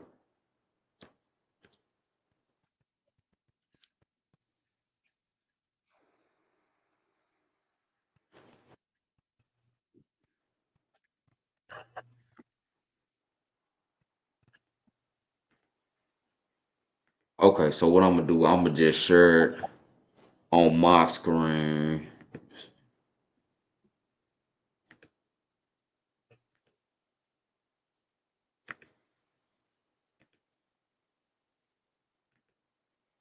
Okay, cool.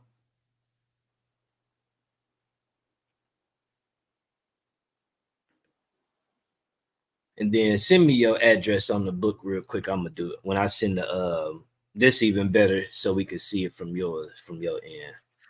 Okay, okay. See Let me see if I can. real time update.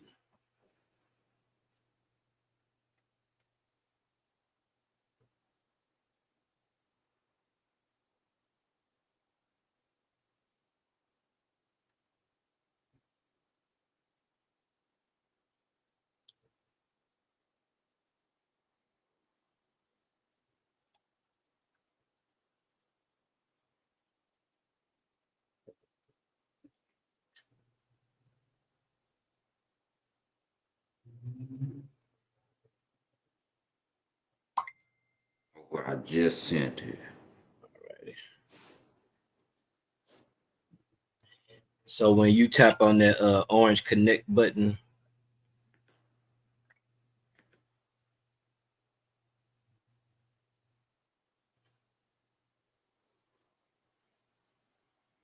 And then I go to create new wallet or I just use my. um, you on your desktop. Yep, I'm on my desktop. Yeah. Do you got MetaMask the widget installed on there? Nope, I sure don't. I just got it on my phone. Got you. Got you. You can well, you we could do either one because we could just because you can because on my bad on desktop you have to have it installed from the Google Chrome store, and then on your phone it's a little different. But I can send it to your phone. I just want you to verify that you can see the transaction in real time. Okay. If you make a new one up on MetaMask on your desktop, that's fine too. But it ain't that serious for the demo. Okay, okay. Yeah, so I Uh, just want you because your people gonna know that when you say you got it, that you got it. It's just having that right, seeing right. that. Yeah, yeah. Yeah, I can do it on my phone. Like it's easy to do.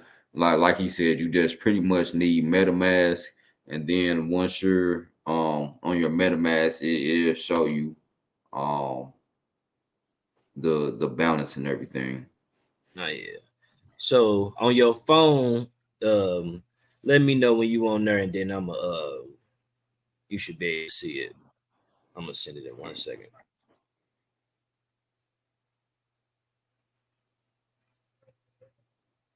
And when you log on there, and it's the same thing. Just going to MetaMask, then to the browser, then colorcoin.com. And sometimes a few other people say that they didn't see it yet. Most folks have. So let me know when you log in on there, just so we can confirm that you can see. Like it should only say KYC and then USD for the new updates on there. Okay.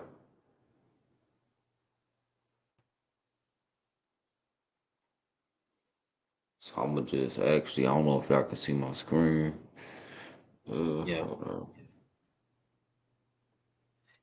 If you can see, once I hit that, let me see. Yeah, once I hit that connect with MetaMask button, it'll show me my balance and everything. Nice, nice. So now I'm gonna send you some, and then you should see it change in real time without you even having to do nothing. Which is like, man, it was so hard building that feature, but I'm so happy that it's done now. Yeah, Uh, yeah, it makes it a lot easier because it's like we don't really have to do anything on the back end or anything. We could yeah. just look it up, connect with the with the MetaMask wallet, and then it just pops up. So, all right. So So, yeah, I thought that so was when you good. When you're looking at it, I'm about to send it now and let me know if you see it come in real time. Okay. And then two things that should increase: the USD, which is the market value, and then of course the supply.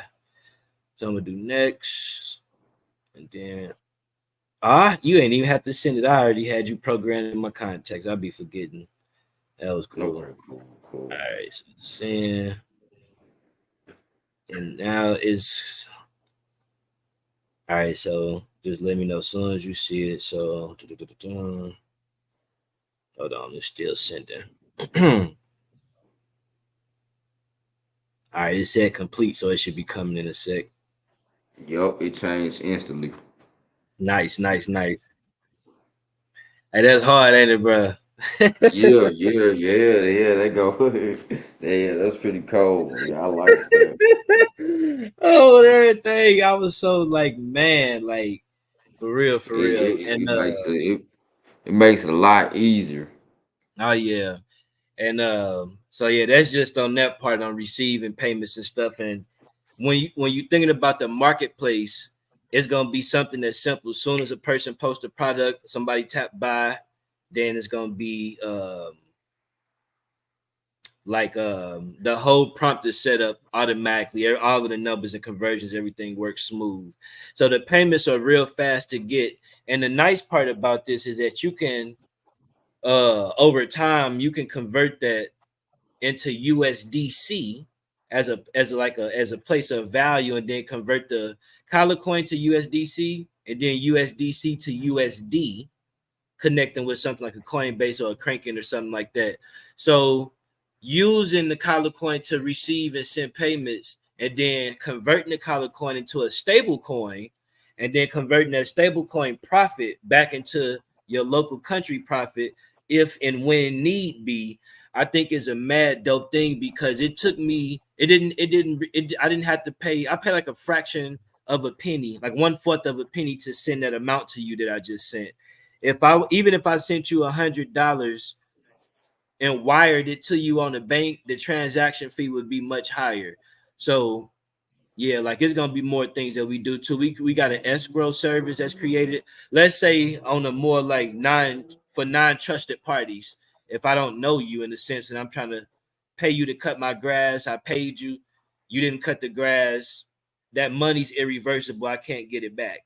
But with an escrow, which is still a smart contract, we have three different properties: depositor, uh the arbiter, and the beneficiary. So people could send the um the depositor can send like a fund, and then that can be kind of in the middle as a medium with the arbiter. And then once the service provider or company deliver on that product or service, then it'll be released to the beneficiary.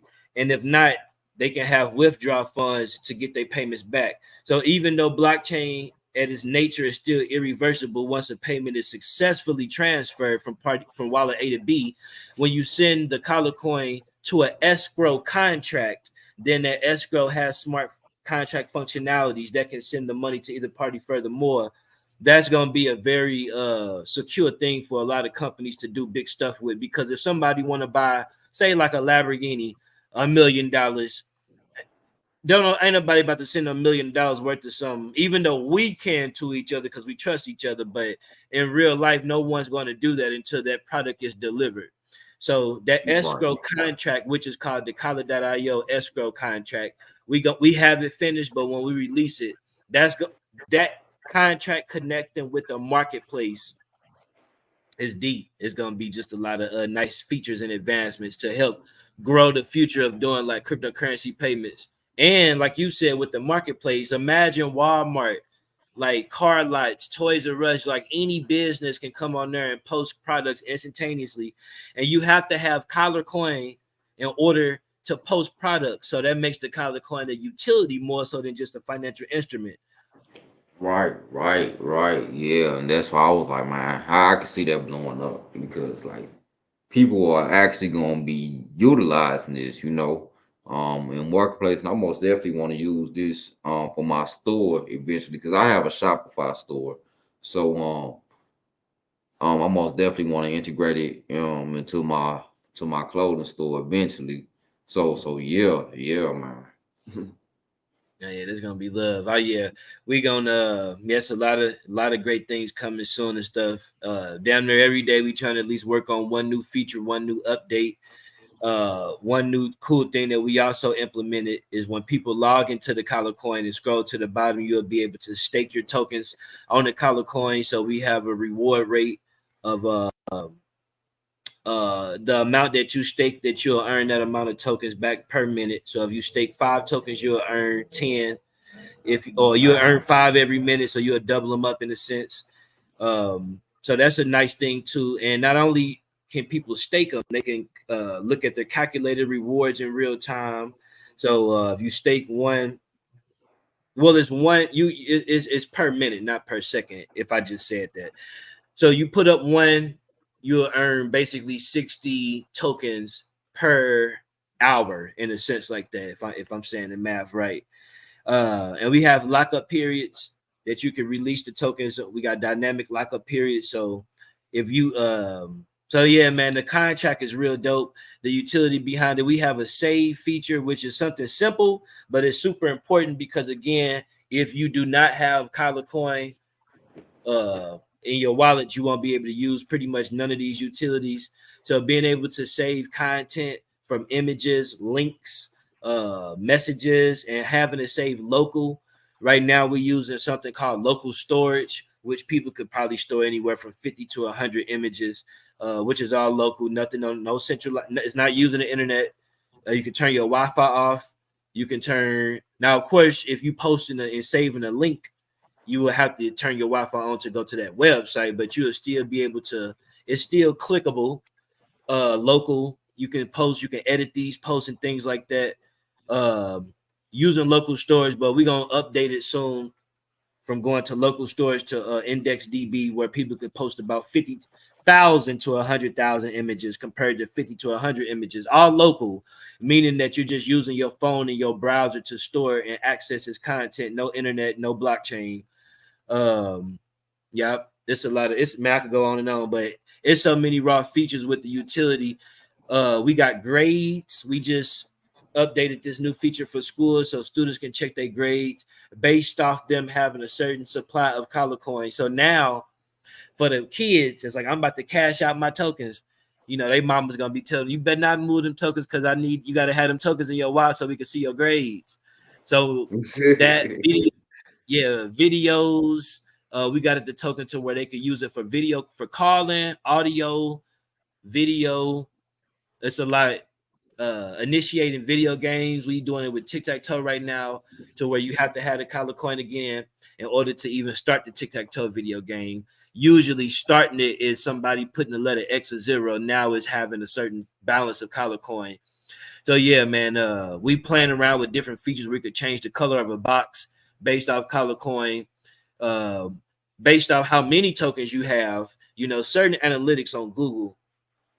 Where we at? All right, we almost at 2 hours. So certain analytics with Google is like you could look at location. Like we got the Collar Coin and a few countries now, so that's pretty dope. But like Google can't really let us know who watching our stuff. We don't know who rich, who poor financially. With our analytics, we could say, okay, you can have a minimum of 1 to use any and all utilities. But to watch this podcast that we have with Brother Lewis, you have to have at least a balance, a minimum of 1 million Collar Coins. So now we can say, you can say, okay, when we talking about advertising on my bad, I'm getting tongue tied. Advertising and our different demographics on the Collar Coin Network, you can select if you want people with $1 million budget and up to watch this video. And it's a different level of analytics that we can have when we allowing people to, and it's called token content access. So based off the supply of coin that you have or tokens, you will be able to access certain content. So for us, of course, from a default standpoint, the minimum is just having 1 Collar token. But we are starting to play with certain things, like 8th graders got to have a certain amount of Collar Coin to access these videos, and so on and so on. So that's gonna be dope to be like, man, I know, 10 billionaires watched my video last night because this video was only targeted to people who had a supply of 1 billion and up. Oh It's wow, right, yeah, new, that's dope. new type of analytics you could think about based off having this supply is quite interesting, and it's all anonymous. We don't have it to where we identify people identities yet, even though you can post your picture as an anonymous wallet holder and say, hey, I'm choosing to identify myself as Lewis or Jared, here's my picture, but that still don't verify that you're that person. It's all around as you can see, like with the demos, with the save demos, it's all around the wallet holder address. There's no usernames or nothing like that. We collecting no people. We're not even collecting the balances. So we storing the addresses for people that want to be a part of future airdrops when they follow us. But just in general, we don't collect balances, wallet addresses. So we it's impossible for somebody to hack our system to like get the balance of everybody because it's something that we don't store. Yeah, that's some real innovative stuff right there. That's some Yeah, real yeah. innovative stuff. Can I say one more thing? Oh yeah, go ahead. All right. Because I know you be deep with the education. It's like we got this other feature called, because with JavaScript it's a lot of listeners and functions. So what is this one? So like let's say if a person right click on a website and click inspect element, they can click inspect element and change. Let's actually do this. Open up a new tab right now and go to collar.io. Okay.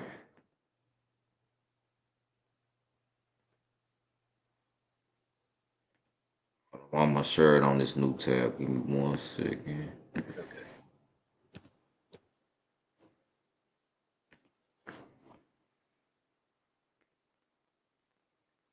There's gonna be a nice podcast of people to watch over time. It's a lot of good game. Oh yeah, for real. Yeah, that's what I was saying when you left.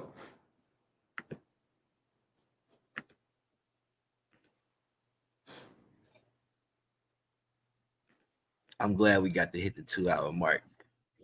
What we do Yeah, last time, yeah. hour and 30 We we minutes. we, we did by like three hours I was last longer than time. that. Oh, don't I can keep going. I can keep going. I know it's a little later your time. I want to do like another part to it too, because there's so many technical things on the back end, but I Yeah, show yeah, you. yeah. We can. Okay. Hold on, that's the wrong one. I mean, I can still do this Yeah, one. you could go on, yeah, go on that one. So if you try to right click it, it shouldn't work. It should be disabled. It does, and I know exactly what you're talking about. Where they click that inspect, and then Yeah. they can go into to the code and they I think in certain cases they can change like the HTML. Um, And but that's yeah, good. yeah. Yeah, I got it disabled on there. You can go to your settings and go to the inspect tool to still get to it though. But the thing I was gonna mention, and when we do like a part 2 week, I could have like a pre-recorded video to kind of make it a little easier without the glitches and stuff. I think I had like 14 tabs up. I think that's probably what was making the glitch. But when a person is going to the inspect element when it comes to their balance and they try to change that, we got a function and a listener in JavaScript called well, it's basically like it's called it just read the blockchain every 5 milliseconds, which is fast as hell. It might be a little too aggressive right now, but until they tell me to stop knocking at the door, we're gonna be knocking all night. And for Right. developers that want to test this out, you can look at it by going from settings, clicking the developers tool, and then going to the console, and you'll be able to see that it reads your balance in the browser, not going back to no servers, where you could see it and it changes, and it's real dope. But let's just say if a person try to change their balance from 1 to 1 million, you can do that. But since we got it reading the blockchain every 5 milliseconds, it'll change back in real time. It's so fast to where can't nobody screenshot nothing and try to like finesse nobody. And so that's dope. That's another honest system, another honest feature on the back end. Because on PayPal, let's say if I got $0 on PayPal and somebody be like, if you can show me that you got 5,000 in your PayPal, I match you 5,000. I could just go on zero, change that 5,000. Of course, when I refresh it, it'll go to the default, but I could do that. Now they can't do that when it comes to ours, when it comes to the balances like that. It's the same thing with the network. So that's an important feature to have to get even deeper into it on the back end to prevent future scams and just to make sure nobody could ever lie, because you should only show what you have type stuff, not what you could technically have, but what you actually have. Same thing when it comes to the USD. If I was to try to put that my $90 is worth 90,000, it'd be like, nope, let's go back, and it changes instantly because five milliseconds is too quick. So Right, that's right. just another Yeah. little cool, dope thing on the back end type stuff. Yeah, it's a lot of nice Yeah. technical things. Yeah, and if you don't know, actually a lot of scammers actually do that. What they do, um, they can give you a call and they can say, what they can do. They trick a lot of older people into doing this, to putting up their bank account information. And what they'll do, they'll go into the settings, and then they'll change the amount, and then they'll kind of trick the customers into thinking like, oh, oh, I accidentally put this much money in your account. I'm gonna need you to send it back. So yeah, they do. They do stuff like that. So that's most definitely a good thing to have. Let me see if I could do this. I'm gonna try to do it quick, see if it don't glitch. Let me see, Okay, okay. and let me know if you can see my screen. Okay. So as you all can see, I got 6 color coins right to the. Can you see my inspect element over here Yup, I can. on the screenshot? So I'm gonna go from Yup, I can 6 to see it. so on the left it should go from quick back to 6. You see how I just did that? Yup. Uh-huh. Do it one more time. This time now, sit right there, and then woo, woo! Oh man, did you catch it? Hold Uh-huh. on, let me Hold do on. it. Okay. All right, so I'm doing one more time. 6,000. And it instantly went back to okay. I see what it did. It stopped Yeah, it from to where you can't even screenshot it or anything, and move back too yeah. fast. And I got that a little slow. I think I moved that to 1 second versus 5 milliseconds because that's still a little slow compared to how I had it. But it's so many things on the back end that I created to make sure that we got a real responsible, honest system. Even though it's open source, making sure that the source code is open because it's honest, because it's like open source, like free candy. It can be poison at the same time. So like it's so many different technicalities behind it though, to make it like real dope on the, and most people probably never even try that, but just in case, if they ever, like, I don't think I'm trying to make it real hard for people. Now of course, if you go on Uniswap or another wallet and you import the collar token, you could do it on there and cheat your numbers. But at least on our platform, it's like, okay, like, it's pretty real type stuff, and it's so real time at the same time. And that's something that's not a part of the source code, because everybody that go on Polygon and you look at our smart contract is open source, because we verified it, so y'all could download it, copy and paste it, and make your own token or your own cryptocurrency. But just because you copy the code don't mean you copy the coin. And there's so many other parts to the source code that's on the DApp, colorcoin.com. That's not a, it's like you got the colorcoin.com. It's separate algorithms, and then you got the smart contract for the color coin itself. So anybody that wants to build a DApp or a project or something and incorporate it, they could do the exact same things that we doing. But I love that feature. It's called a start poll and balance. Okay. Yeah, that's one of my Okay. favorite ones for some reason. I actually Yeah. did that back in the day.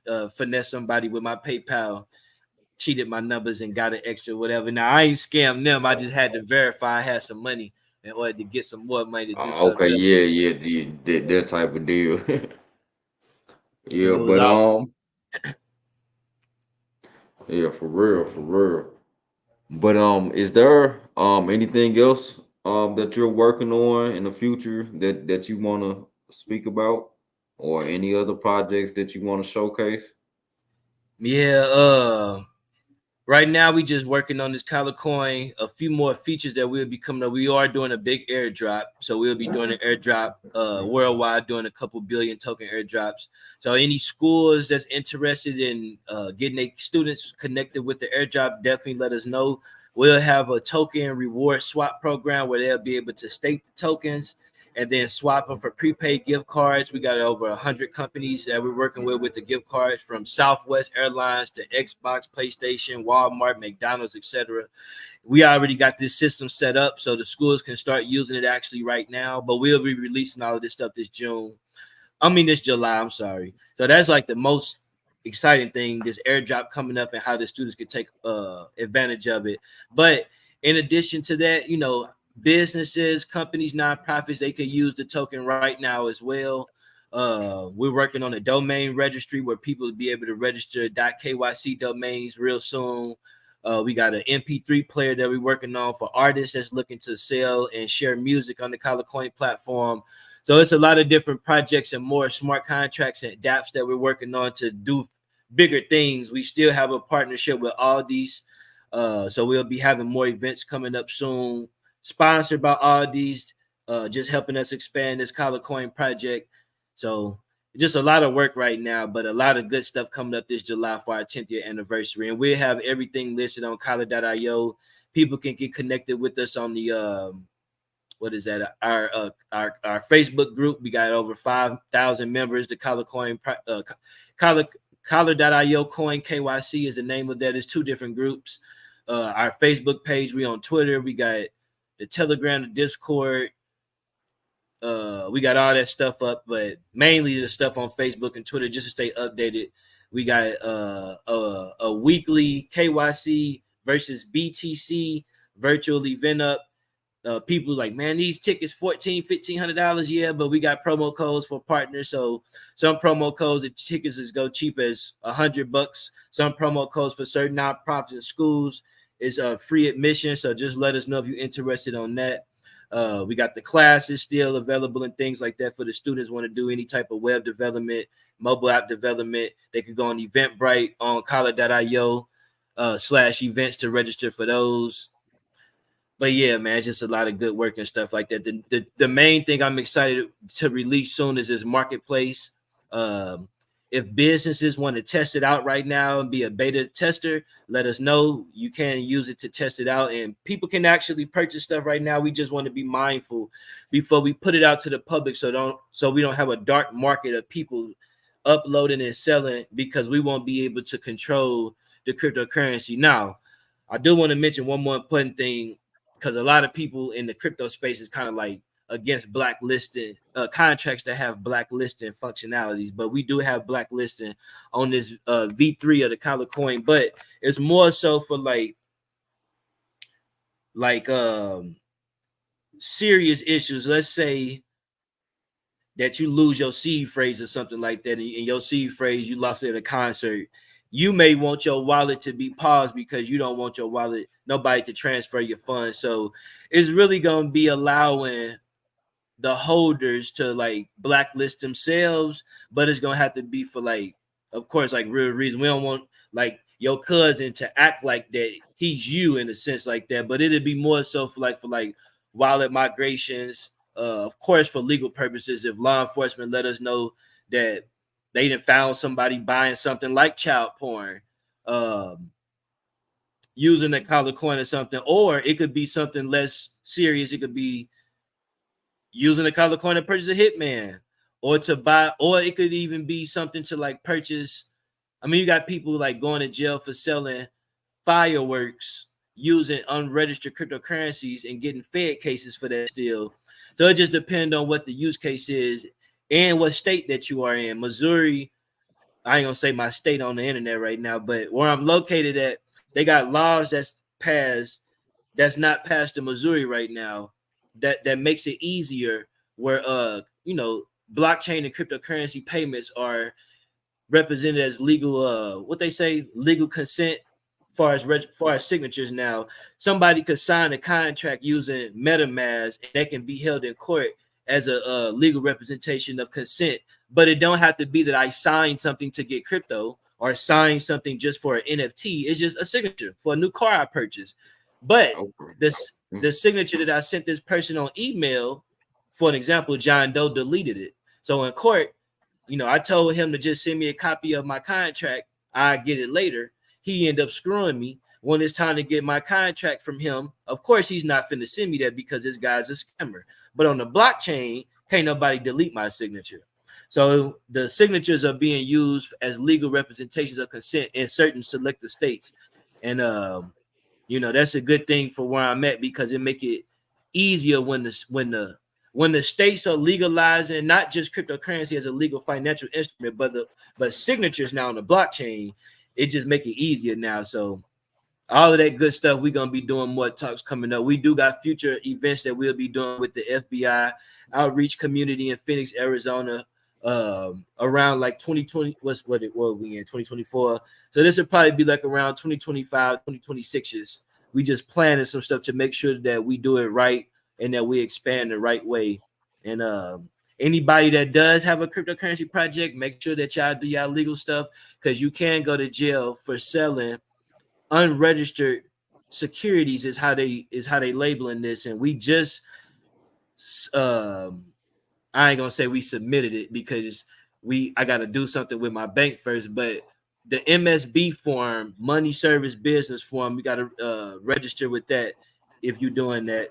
And we're gonna be submitting that within like 3 days real soon, and people will be able to go on the government website to see like our pending status to see if we've been approved or not. I'm excited about that because it's gonna take it to a whole different level where we can partner with banks and stuff like that, and banks can if they want to, with us having the MSB approval status, they'll be able to offer Collar Coin and stuff like that at banks. Right now, it's just, it ain't, because you got two things. One, with the SEC registering your token as a security, and then registering your business as a money service business, because you can have a MSB type business without having a cryptocurrency. So it's different type of registrations. It's just the state I'm located in right now.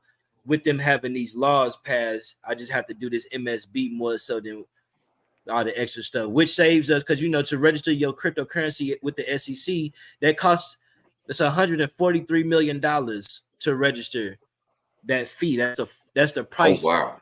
Yeah, it's an expensive game. So people that's out there raising money that don't understand that it's like, it's a good thing in real life, because if we trying to raise billions of dollars, why not put 150 mil to the side to back our investors for insurances?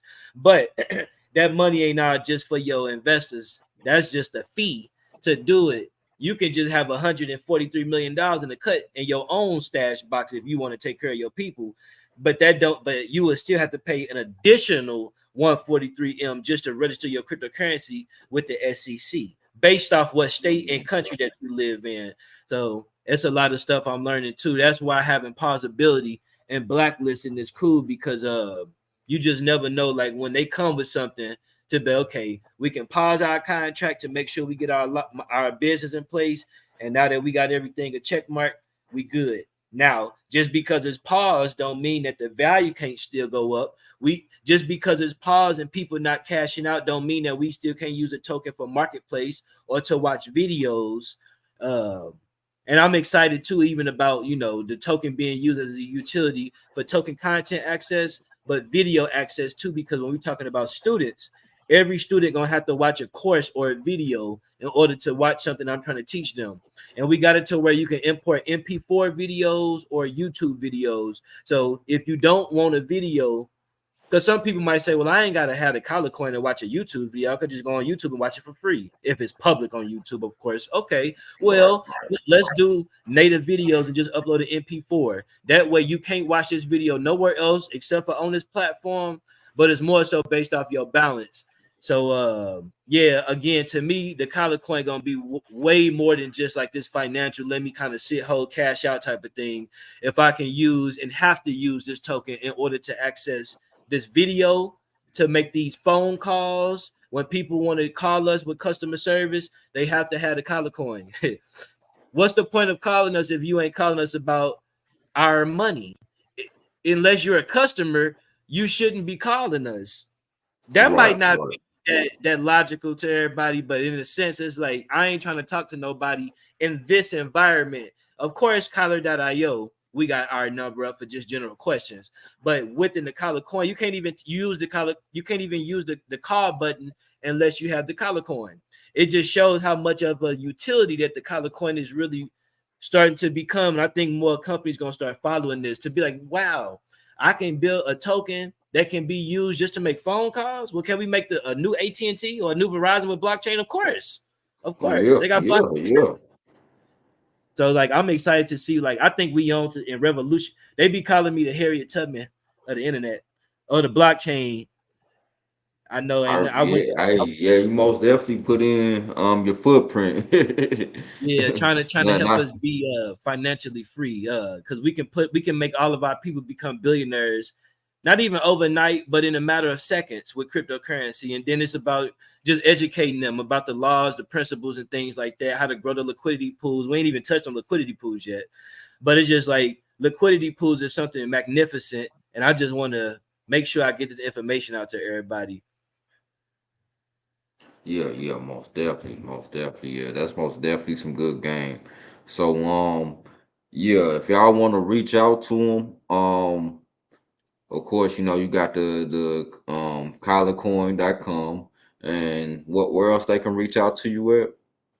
You can visit me on Facebook. I'm on social media. I would prefer Facebook. I do have a verified account, so it's a couple fake pages, not on Facebook, but on Instagram. I'm learning about now, which y'all can tell they fake, but Facebook, or collar.io or collarcoin.com for the parents or schools or law enforcement that may be interested in working with us in regards to the missing kids.